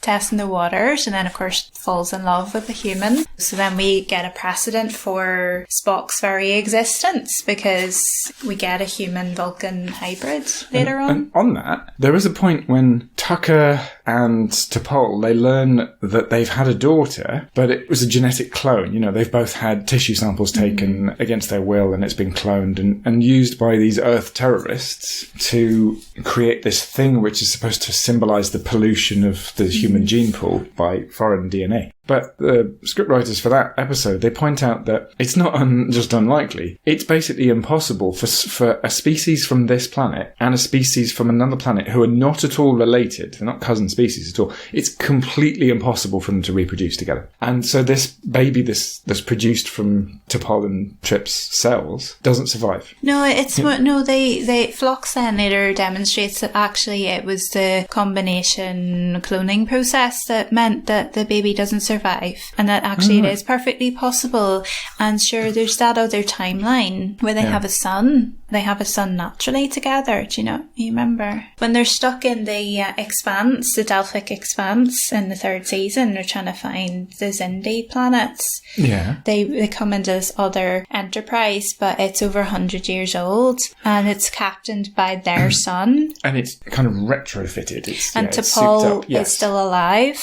Yes, okay, right. As a very old woman. Okay. I take all of that back. Yeah. No one in Star Trek has ever recognised that it would be impossible for species from two different planets to reproduce. But so they set the precedent then. Yeah. Because it's one of those where there are these hard roads to go through, where it's an allegory again for mixed race relationships that have had a very hard road to become accepted in society all over the world. So the likes of a Vulcan and a human having a relationship, T'Pol and Trip Tucker have a very difficult time. They have a very traumatic romance, really, but that paves the way for Sarek and Amanda to later be able to marry and have a son who is Spock. I think Enterprise is very important to help us see a lot of that establishment, because these are things you take for granted, but they're very hard roads to go through before somebody can have the privileges that paves the way for. And just to credit accurately, we are the vegetarian space socialists who are always right. That is from a YouTube video by Alistair Beckett King, which is hilarious, including the little detail about how there's no such thing as up in space. I know. But Star Trek tends to mean that everyone's agreed that direction, audio medium, counts as up in space. If you're enjoying the show and would like more information straight to your inbox, head over to audiovisualcultures.com, linked in the show notes, and sign up to our mailing list. I think it's time to rate the captains. Is it? Are we ready? I'm ready to rate the captains. This might be a huge debate in itself. Because there's this big question in Star Trek circles, which is Kirk or Picard? Now, in answer to that particular question, the answer is obviously Picard. I think for us it's Picard for sure. No, it's just, for anyone with their head screwed on at all, it's Picard. Because Kirk, although there's times when he goes, well, I'm in charge, shut up. Most of the time, he's just kind of loose and laid back. He's not in control of situations. At moments when he should be doing something to make a difference, he doesn't. He's not a very good captain at all. Picard, he's a diplomat, he's a manager, he's in control of that ship, and he makes decisions, including when he's run out of ideas going, suggestions? And someone comes up with a suggestion and he goes, right, we're going to do that. And there's always time for a cup of hot Earl Grey. Right.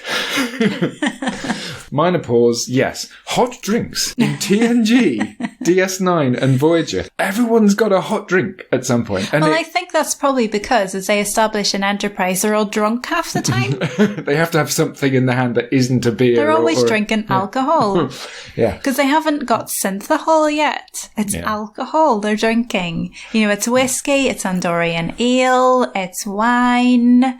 They're just constantly blitzing and going back to the bridge to deal with a crisis. And I think that's, maybe they've done that to go, I wonder why they all just started drinking hot drinks, you know, coffee and tea all the time. Yeah. I think that's probably why. So yeah, Picard, he can claim sole responsibility for the hot drink principle. Right, so Picard better than Kirk. We've established that, right.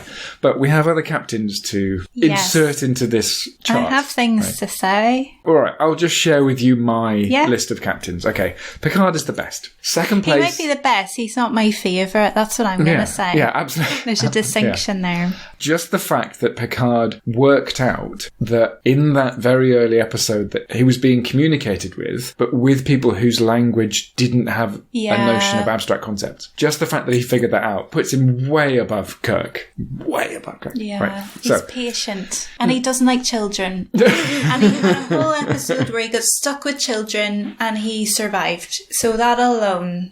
Yes. The man is a hero. Yeah. And the episode where he became a child and had to pretend to be childish. That was fun, right. that one. So, second place. He's the most English Frenchman there ever has been. He once uttered one French word, and that was it for the rest of the time. Did he say merde one time? One of the films, I think he says merde. Oh, okay. Two French which words, means shit in French. Right. It's the only way they could get away with swearing until Discovery. I love how Tilly drops the F-bomb, and she stopped doing that now. She's trying to be she's trying to be a grown-up. Second place, by a nose, Janeway. I don't agree with that. I think Janeway puts the Voyager crew in a lot more danger than is necessary. There is a lot of, let's just go and poke at that. But you see, everyone does that. There's coffee in that nebula. Is there, Janeway? Is there now? Really? There isn't death and destruction in that nebula? Everyone pokes at the nebula, okay? So that's a baseline. She's very good at making decisions. Yeah. She'll go head to head with people. She will take advice. She has what I and my friends at university used to call verbal sex. Not oral sex, but verbal sex with Chakotay. I know. They are the couple who can never actually get together because she's captain. Oh, they should have been together by the end of that. The thing they did with Seven and Chakotay, it was just not okay. Yeah. That's dealt with quite well. That because of the whole, you're captain, you can't have a relationship with this crew member thing. And that's established quite early in TNG. The whole purpose of the holodeck.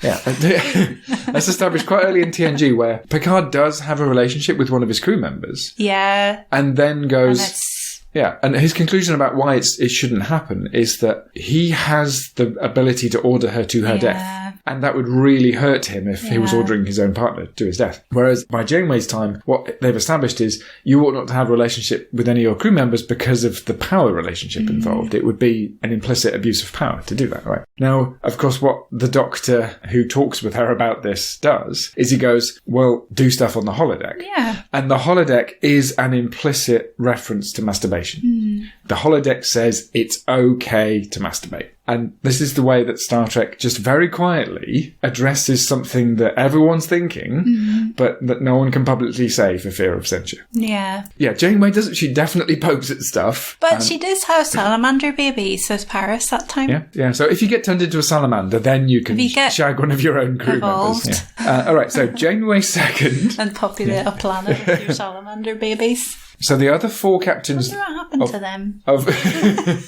I'm sure there'll be a spin-off series. The other 4 captains of which we are aware are Cisco. Becomes a captain. Yeah, starts as a commander, becomes a captain. Archer. Yeah. Pike. Love Pike. And, I do have a soft spot for Pike, I would And this say. is not just the Pike of the pilot and one of the later Series 1 episodes for the original series. This is the Mount as Pike, I think, is fantastic. This is the Pike of Season 2 of Discovery. And then we'll continue in Strange New Worlds. Which we are dying to see. With number 1, played by Rebecca Roman, who is reprising the role originated by the Queen of Star Trek, Majel Barrett. Yes. This is basically, it envisions a future, and it envisions an alternative past, actually, an alternative 1960s, in which the Star Trek that was made was the Star Trek as pitched by the pilot called The Cage. Where, of course, what happened in reality was that the first pilot called The Cage, with Pike as the captain and a female number 1 who's never named, that wasn't approved, but Gene Roddenberry was told, go and make another pilot. We're interested in the ideas, but what you just made was way too sedate. No, they said it was too cerebral. Yeah, okay, well... NBC said it was too cerebral. Yeah. So he makes another pilot, and I thought that was great. You know, because the aliens, the Talosians, isn't it? They have these massive pulsing craniums. I thought that effect was great. Yeah. For the 1960s, wasn't it? Or sort of mid-60s that was. Not bad, yeah. I thought that was class. So NBC say no, get them to make another pilot, and that one is picked up. And that's the pilot in which Shatner is Kirk. And the only character who they've kept is Spock. And even Spock gets retooled a bit. His eyebrows get tidied up and he becomes less emotional. Yeah, it was interesting. It's, because we've seen this explained. It was that Jeffrey Hunter was Pike and he was playing it very deadpan, very straight. Very captainly. Yeah, very captainly, very serious. And so Leonard Nimoy thought, well, one has to be up and one has to be down. So he's very expressive as Spock. He smiles a lot, yeah. So they haven't smiles, he laughs, he takes joy in things. So they find singing flowers and it makes him laugh. And the women! There's that bit as well. The women! Yeah. Everyone has to watch it for that scene. But by the time William Shatner's cast, it turns the other way. He's very expressive and dynamic and cheeky, so Leonard Nimoy becomes the serious straight man. Then later in season 1, all of that unused footage for that pilot with Pike and number 1 with the cage, all of that is reused as part of an episode in which Pike is brought back, but it's a different actor and he's seriously injured and can't even speak. And he's returned to the planet of Talos 4. And so Pike is acknowledged to have existed. And so because of that, what can then happen is that in Discovery, we can have interactions between, which of course is set about 10 years before the original series, we can have interactions between the crew of Discovery and the crew of the Enterprise as commanded by Pike. And for all of season 2, Pike becomes acting captain of Discovery. And we meet number 1 as well, whose name is... Una. Which is very good. Which is a female one in Spanish. Yeah. At the end of season 2, when Discovery is flung to the future, we get a little epilogue in which we see this setup where lots of disruptions to what's happened to the Enterprise. Those are all resolved, and everyone's back on it. Pike's back on it, and Spock's back on it, and he's been restored. And the disruption is that because they were using holographic communications, and Pike blames that for all the systems failures on the Enterprise, and that's why we end up with view screens, because he orders them to all be ripped out. Yeah. That's why, even though we've gone totally spacey with the Starfleet of Discovery, that's why when we get to Enterprise, when we get to, the original series, that's why the tech looks really crap. Yeah. So, but that's setting up for the adventures of the Enterprise as commanded by Pike in the decade or so up to when Kirk takes over as captain. And of course, if the cage had been picked up as the actual first episode of Star Trek, Shatner would never have been Kirk, would never have been in Star Trek, presumably. And we would have a very different sort of Star Trek. And now that's being imagined in Strange New Worlds. And someone seems to have gone, in writing for Discovery, we've got a whole bit of story there that no one ever told, which was the adventures of the Pike-commanded Enterprise other than the cage. So yeah, we're all very excited about this. Particularly the working within the box of limitations, which is, well, everyone's uniforms have to look like this, but we can change a few things. You can update a bit. They've kept the colours, but they update the look of things. Yeah. This is how I rate the captains altogether. So, best captain, Picard. Second best, Janeway, by a nose. Third best, Sisko. The only reason I think that Sisko isn't quite as good a captain as Janeway is that Sisko has a slightly greater tendency just to go completely bonkers. He gets possessed in one episode and spends the entire episode just making a clock.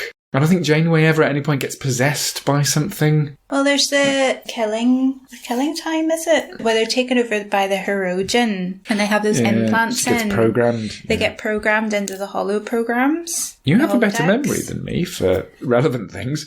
I can't sleep at night, so I read all this stuff. I reread it. Plus, I've been listening to the Delta Flyers, and they've just done those episodes where they've just looked at that double episode with the Hirogen. Right. So it's all fresh for me. I'm reliving it all again through them. And Janeway has to deal with a slightly more difficult situation than Sisko, which is that she has to ask, can we even continue to apply Starfleet principles when we're out here? They should have become space pirates. Sisko, he has to deal with complex geopolitics, but the Federation is still next door. Right, so after Sisko, Saru.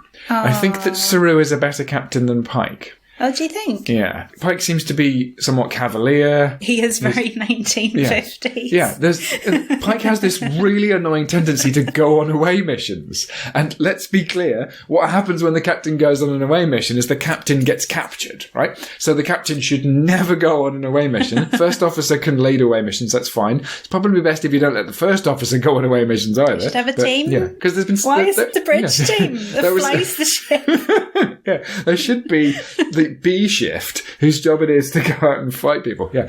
So there were several occasions in TNG where an away mission goes out and Picard gets captured and Riker has to go off and find Picard. And so who's left commanding the Enterprise? Well, it's Data as third officer. Pike tends to go on away missions. Saru, the one time Saru goes on an away mission, it's because he goes, we're going to talk to a Kelpian and he's probably terrified. He's probably a child. I'm the only Kelpian. He needs to see a friendly face. Yeah. He has a big justification for going on the away mission. He leaves when the Discovery crash lands, when it first arrives in the 32nd, 33rd, whatever century. Yeah. He leaves when the ship can't go anywhere, goes to go and make first contact, but that's justified by the fact that the ship has crash landed on a planet. It's not like it could go anywhere. Yeah, Saru sometimes leaves the ship, but mostly, when he's captaining at least, remains on the ship and tells other people to go and do stuff. Whereas Pike is always going on away missions. The very first away mission he leads is one where he comes within a gnat's wing of being killed to go and rescue the crew on the Hiawatha. Oh, yes. And people they're on these tremendously dangerous, difficult situation, and he comes this close to being killed, and he just about gets saved by a combination of Burnham and the two Helms people on Discovery, all working together. And it's later revealed that he's actually he's doing what a captain knows he shouldn't do, which is putting himself in harm's way, because he feels like being excluded from the Klingon Federation war, he wasn't given the opportunity to prove himself, so he keeps trying to prove himself. But that's a flaw. Yeah, he feels very guilty about it. All right, so after Pike, Archer does make some quite stupid decisions. He doesn't listen to people. He does not listen to T'Pol. Yeah. She's his second officer. She's initially there she's not part of Starfleet or anything, but she's there as an advisor, and she effectively becomes a science officer and is really the first officer of the whole ship. Yeah. And they make that more official. She resigns her commission with the Vulcan High Command, is it? Later on, because she wants to stay with them and help them with when they go off for the Xindi stuff? Yeah. And she becomes more of a civilian, but she is effectively an honorary member of the crew and Starfleet, so she is effectively the number one. But he never listens to her, and she's much more experienced. She spent time in deep space before on Vulcan ships. She's in her 60s. She's got loads more experience than any of them on this ship. And he does not listen to her ever. Archer also has this annoying tendency to go on away missions. Because he has to be the hero every time. So his life gets put in danger unnecessarily quite a few times. Constantly. And then, of course, Kirk, for his many faults, which I don't just include the fact that he's kind of louche and way too casual about everything. With this. Yeah. It includes the fact that he snogs everyone. He's very much in favour of this. Well, there's a female crew member there. She might have a rank, we might have to call her lieutenant, whatever. But by all means, you two hook up. I'm fine with losing her as a crew member. As if that's how any of that works. That's it. It's, Scotty likes her. I'm going to lose an officer. Oh, well. Yeah.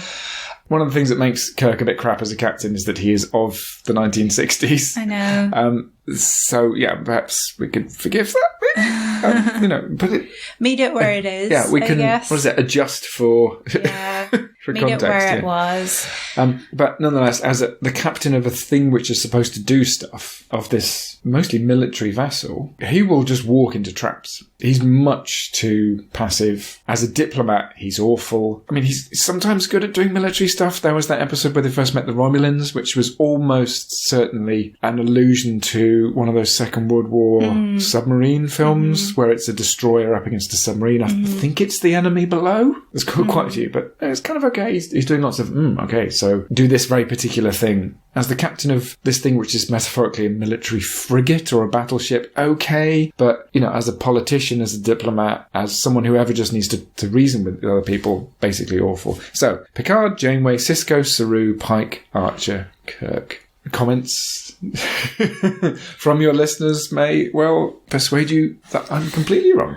Sisko's my favourite, I think. I think he has to deal with very different things from the others because he's not travelling around going poking. He's on this space station with a very tricky diplomatic mission. He's in the middle of a very precarious peace that could disrupt at any moment. I think of him as somebody who is doing a tremendous amount of managing people. He's also a single parent. His wife has been lost at Wolf 359, the Borg attack, which we hear about in The Best of Both Worlds, the episodes you mentioned where Picard becomes the Cusius of the Borg. He has a very strained relationship with Starfleet because of that. It's interesting, even Patrick Stewart is in the pilot of DS9 and hands over. Basically, it's Picard who has to do the handover with Sisko and give him that commission of becoming the commander of Deep Space Nine. And that's very difficult,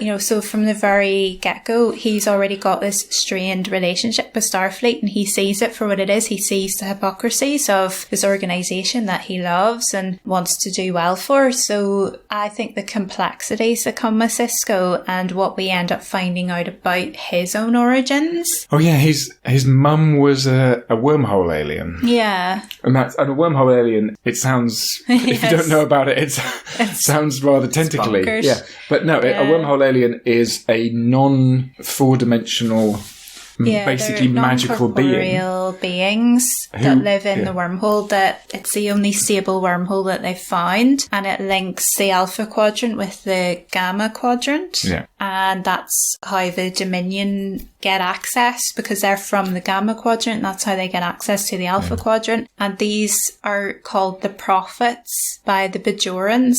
They think these are their gods. So there's a whole religion based around these aliens. But it all turns out that his destiny is caught up with these aliens because he's actually of them. He's actually a hybrid. They went back, did something like go back in time and father him so that he would be around at a specific point to save them from these enemy wormhole aliens called Par Wraiths. Yeah. That are kind of these fallen angel figures. I don't think that Sisko, in becoming the emissary of the prophets from the very first two-parter, I don't think in becoming that figure that he becomes a religious nutbag. But he does, very late on in the seventh series, he starts to experience these moments of utter certainty that X and Y are going to happen. And they don't come from messages from the wormhole aliens. He basically just becomes this person of religious conviction. And that is deemed by the series at that point to be a good thing. Setting that stuff aside, because I think that stuff I'm not so sold on. But other than that, I think he proves himself as a captain and as a commander, because he's a commander for the first 2 or 3 seasons or something. He gets a promotion, I think, in season 4, maybe. I'm not too sure. Around the halfway point, he gets his promotion to captain. I think he shows real leadership in a lot of ways.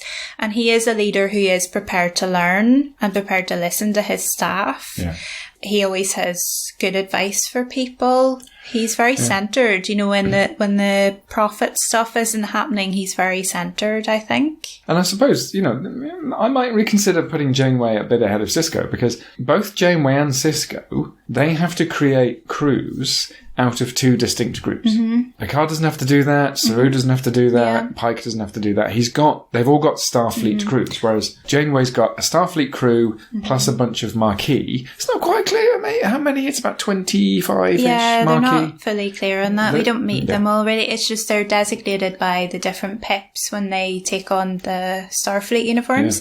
I think they do that too early. I think there should have been a couple of episodes of conflict, but then because it's episodic, they just want them in the uniforms as soon as possible, and now we can have adventures as Starfleet, but let's go play. But if it was more of a serialized thing, I think they would hold off and they would explore that conflict and that difficulty with assimilation a bit more now. They did a few later episodes where they did time travel stuff back to when there were conflicts, as if they had gone, we skipped over that too quickly. Right, so Janeway does have to solder together those 2 crews, but what she does very quickly is she wins over Chakotay, and then he does that work of soldering them together. Tuvok does it too. So Janeway doesn't do much of that work. So there's a bit of a challenge there. But with Sisko, he has to solder together a Federation, a Starfleet, and a Bajoran crew, including Major Kira Reese, who initially is quite willing to kick Sisko off the station.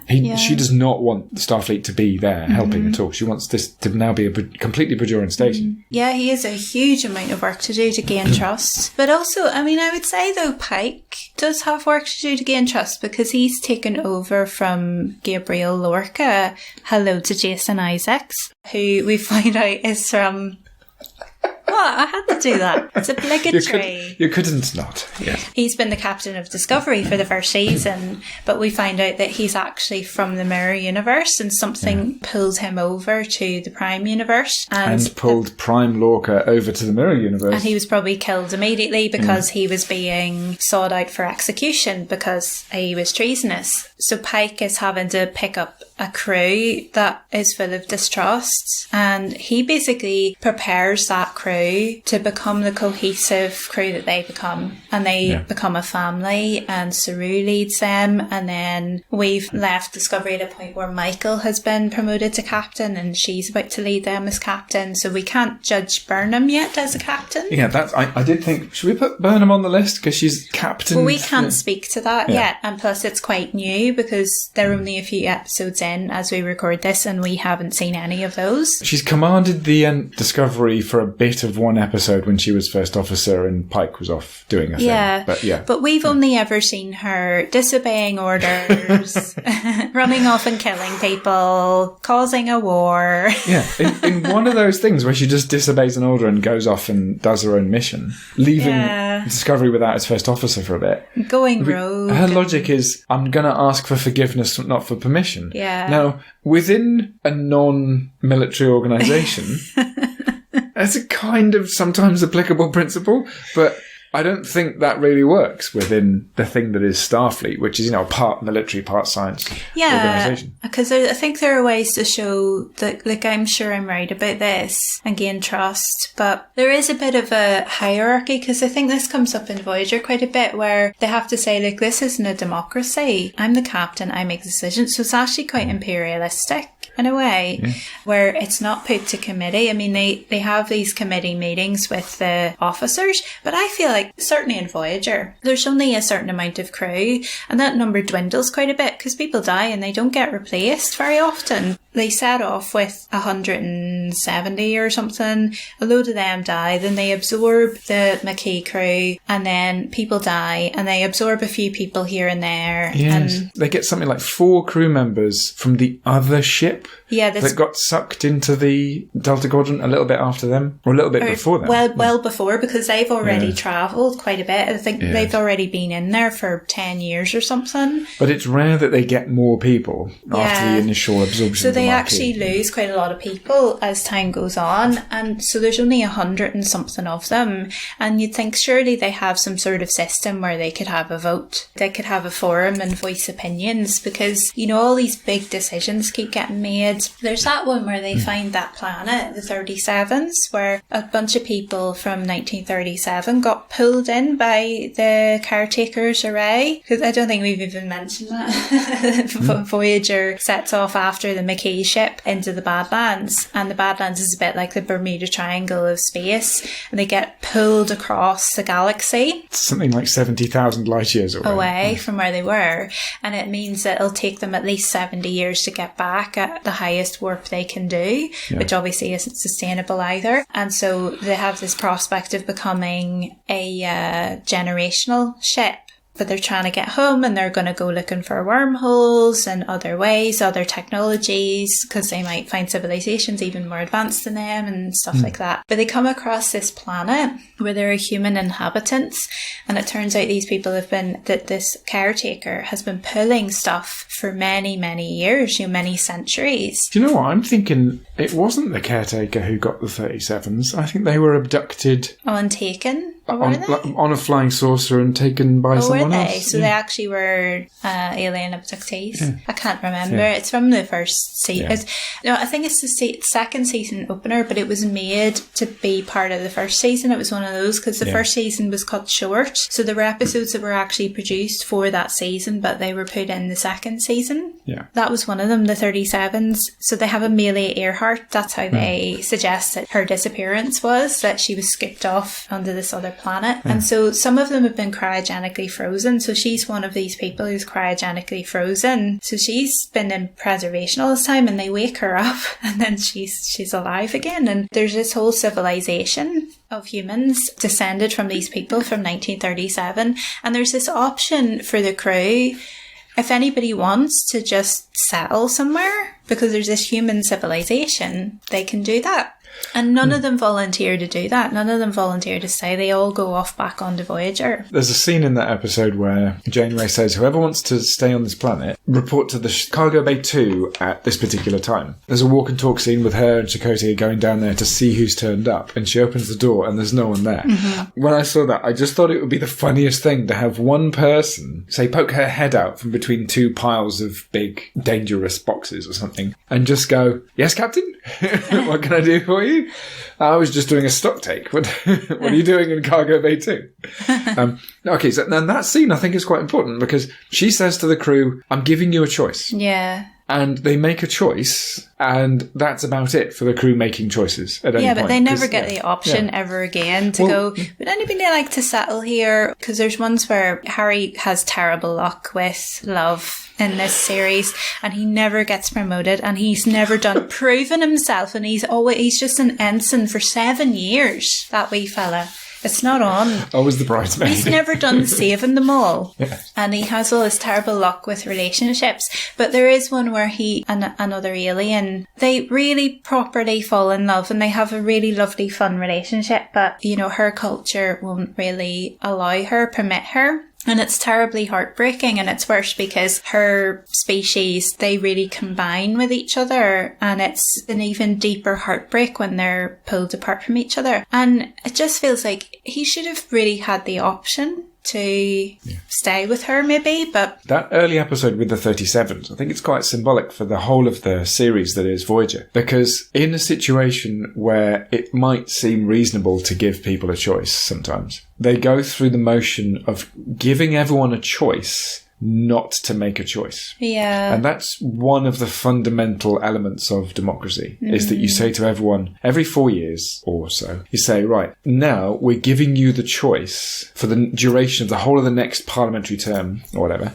We're giving you the choice to not make a choice. So as long as you have that choice-making ritual once every 4 years, you've now agreed that you're not going to be the one who makes any of the choices during the next 4-year period. And that seems to be what they do in the 37s, in that episode of Voyager. So, and it is called the 37s, isn't it, the episode? Yeah. Where it's just a matter of going, we're going to acknowledge that our situation is somewhat dictatorial, but it's fine because it's underpinned by the choice by the electorate not to make any choices. And that is actually quite common to all of the Star Trek series, that they're going, right, we're really big on democracy, but this particular organisation isn't one. This organisation, Starfleet, that works for the big democratic organisation that is Federation, it isn't one. And it's dictatorial, and that has to be fine with everyone because this is how we keep the Federation intact. And so it's constantly a commentary on what one has to do to uphold democracy, which is have these organisations at the barricades that are non-democratic organisations protecting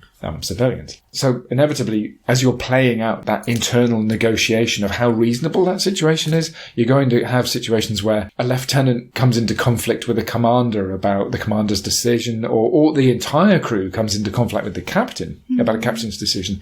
There's a very early episode of TNG where Picard is kidnapped and is replaced with this clone. Oh, yeah. And the clone gets the crew to just fly closer and closer and closer to a star, such that the radiations get to a point where it's going to kill everyone. And the question is that the clone wants to find out, is the alien wants to find out, is if they know their captain is doing the wrong thing, will they mutiny? And in any other situation, the answer is no, because Picard can be trusted, even when he definitely appears outwardly to be doing the wrong thing. He can be trusted to actually do the right thing. But on that particular occasion, no, they do mutiny, and that's it. And there's a resistance to a dictatorial authority when it doesn't earn that trust there. There's that one where Riker had to, or didn't mutiny with the crew of the Pegasus with his previous captain. And he regrets it, doesn't he? And he regretted it because they were right and the captain was wrong. Isn't it that they don't mutiny, but they just refuse to follow any orders? I think so. I think they disagree so fundamentally with what he's ordering them to do. And doesn't the captain stick them on a shuttlecraft or something?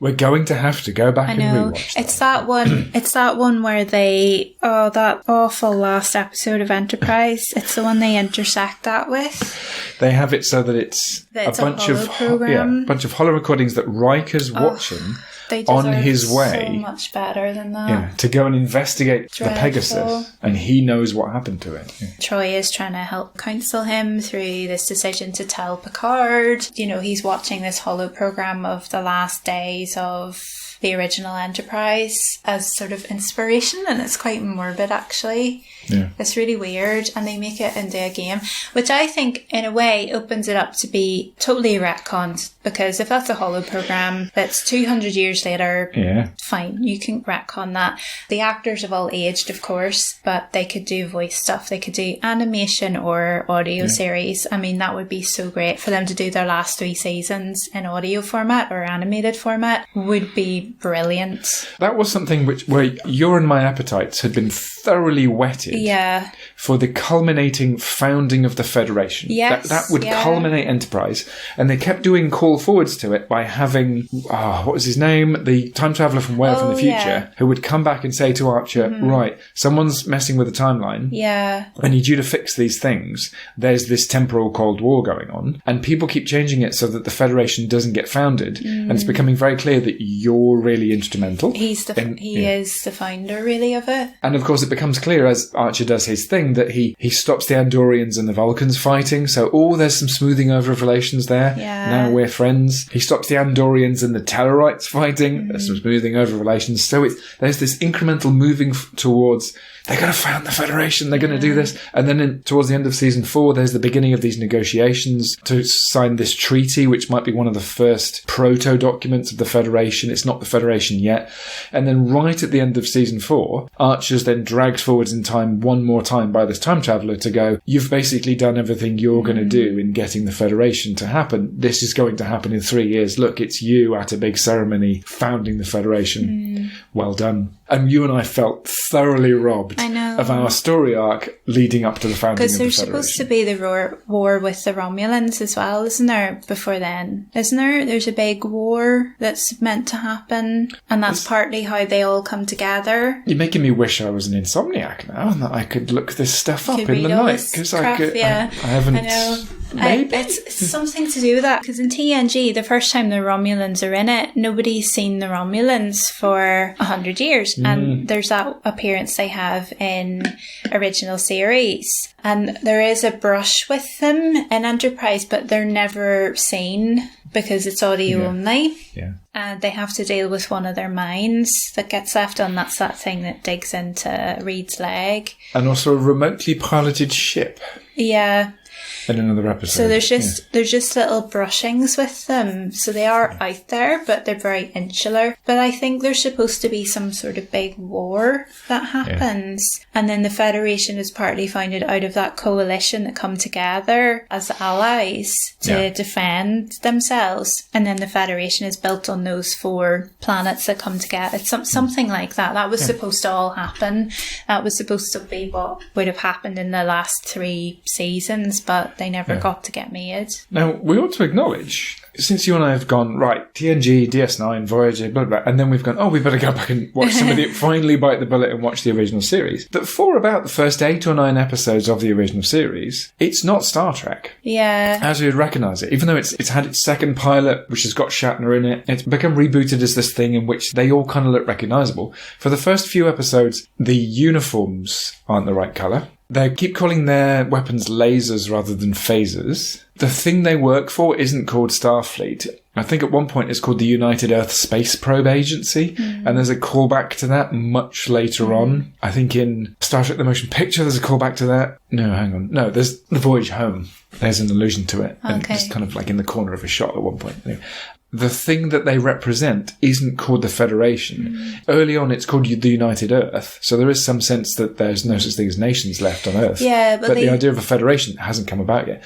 It really takes until about the beginning of season 2 of the original series for Star Trek as we would recognise it, the thing that's constantly being paid homage to by TNG and all the way up to Discovery, for that to come about. For the whole, we are the Federation, we're not going to sacrifice our Federation principles. That just doesn't exist from almost the whole of the first season of the original series. And United Earth is really very brand new in Enterprise. This is really something that's happened in the last few years for them. Something that is quite integral to Enterprise is what's established in the film First Contact. Zefram Cochrane developing warp capability. Yeah. First Contact, it's name-checked again and again and again and again in Enterprise as this fundamental event, including in the Mirror Universe as well. Yeah, it establishes the whole of the Mirror Universe. So we've seen loads of Mirror Universe stuff up until that point. But what happens in Enterprise, and it isn't a case of they get flung over to it or anything, it just shows us that same crew in the Mirror Universe. And the credits change, they go dark. Yeah. The theme tune's removed, which was a blessing. But it goes back and it uses footage from the film and redoes it. It has them as Zefram Cochrane rather than shaking hands with the Vulcans who come to visit. He attacks them and they overrun their ship and steal their technology.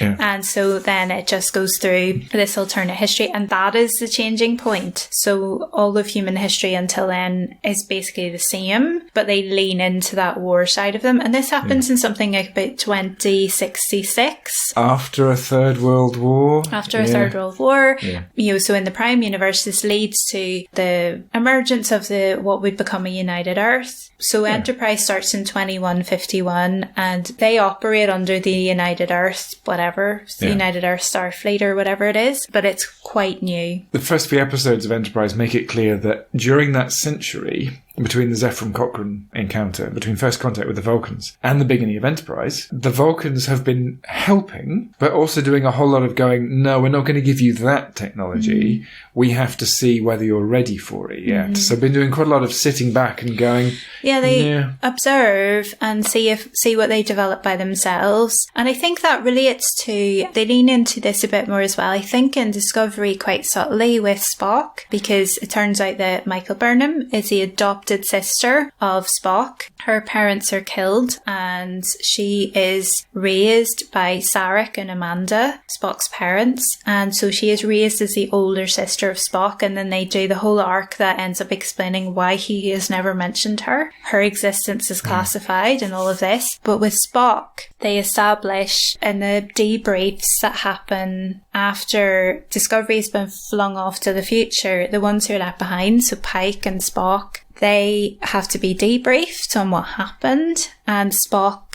talks about what will become familiar to us as the Prime Directive, where they shouldn't interfere with pre-warp civilizations. We shouldn't go poking, basically. Stop going poking at things before people are ready. If they can't come up to space to meet us, we don't go down and bother them. None of this alien abduction stuff, lads.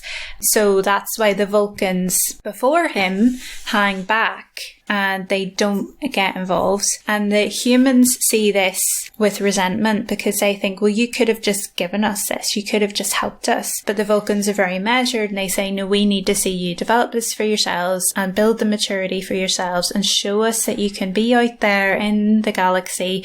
It's not what you think it is. And then it turns out, to an extent, they're right. I mean, it feels like overbearing parenting. And the antagonism between humans and Vulcans in Enterprise is new, because this constant refrain, all the way from the original series through First Contact up to the end of Voyager, this constant refrain is that humans and Vulcans are bros. They are the initial making friends with people from another planet that meant that the Federation could happen. Whereas, Enterprise, this antagonism is quite new. Yeah, but it shows again that idea that it's a hard road to get to that level of trust. It's been a long road. Exactly. That's why it's actually quite fitting. Getting from there to here. Anyway, so... geopolitics. Conflict. I liked how they did that, how they wrote what we see in First Contact as the origin for how the Terran Empire rises in the Mirror Universe. I think that was really clever, and I would have... it's my favourite thing about the whole thing, I think, is the Mirror Universe. And I'd love to have seen how they would have developed that more in later series, because Empress Hoshi would have rocked my world, I'm pretty sure. Yes. And I think that she's how we get Giorgio as the Emperor. So let's be clear that what happens at the end of the Mirror Universe two-parter of Enterprise is that the Enterprise crew get hold of a starship that's been flung there from the Prime Universe, from the future of the Prime Universe, and it's the Defiant. And this is in the original series. We haven't got to this yet, but we are going to get to it, and they've done something with something that happened in the original series. The ship just disappears. And so it's the original series Defiant, which is a starship like the Enterprise, not the Deep Space Nine Defiant. The Enterprise crew in Enterprise Dark Universe 1, Mirror Universe 1, they get hold of this starship that's much, much better than anything that anyone on Earth has got. And Archer takes it to Earth, planning to take over as Emperor. And right at the last minute, Hoshi Sato kills him. She's been playing the long game. And she takes over as Emperor. And that's it. It's over and end of that. That's all we see, And we'll get back to the Prime Universe. Yeah. It is a fantastic way, the whole Mirror Universe thing. And we haven't seen the original series founding of the Mirror Universe episode yet, but we will. The whole Mirror Universe thing goes... The way that the Federation iterates Earth's relationship with other planets is definitely good, even though it's vegetarian space socialism, even though it's the United Nations, even though it's having to work together. The alternative, which is a human empire, human space empire, is hell. And it's basically if all humans were psychopaths, if all humans had no capacity for empathy and were all murderous traitors. And it's not just hell for people outside the empire and people who are enslaved by it. It's hell for the humans because everyone's constantly having to fear for their life. You don't know who's going to kill you. Yeah. What they do with the Emperor Giorgio character in Discovery is great because they have her go to the Prime Universe, learn a few things, and then go back I know it's just in a vision, but she goes back to the Mirror Universe. And we don't know where she's been sent to when she goes through the portal. Which is guarded by the Guardian of Forever. And that feels a bit like a setup for a spin-off series, doesn't it?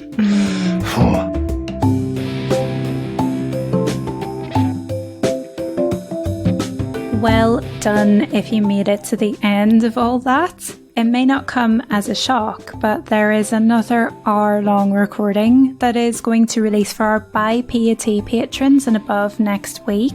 So you don't miss that or other such bonus content, sign up at the Buy PAT tier for £2.50 a month if you're in the UK or equivalent if you're elsewhere at patreon.com/avcultures. There's also about 10 minutes of outtakes available to our behind the scenes supporters for £5 a month. And for that you get access to outtakes reels, and when we have them, the full video recordings of episodes. All of that again is via patreon.com/avcultures. Please do take a look.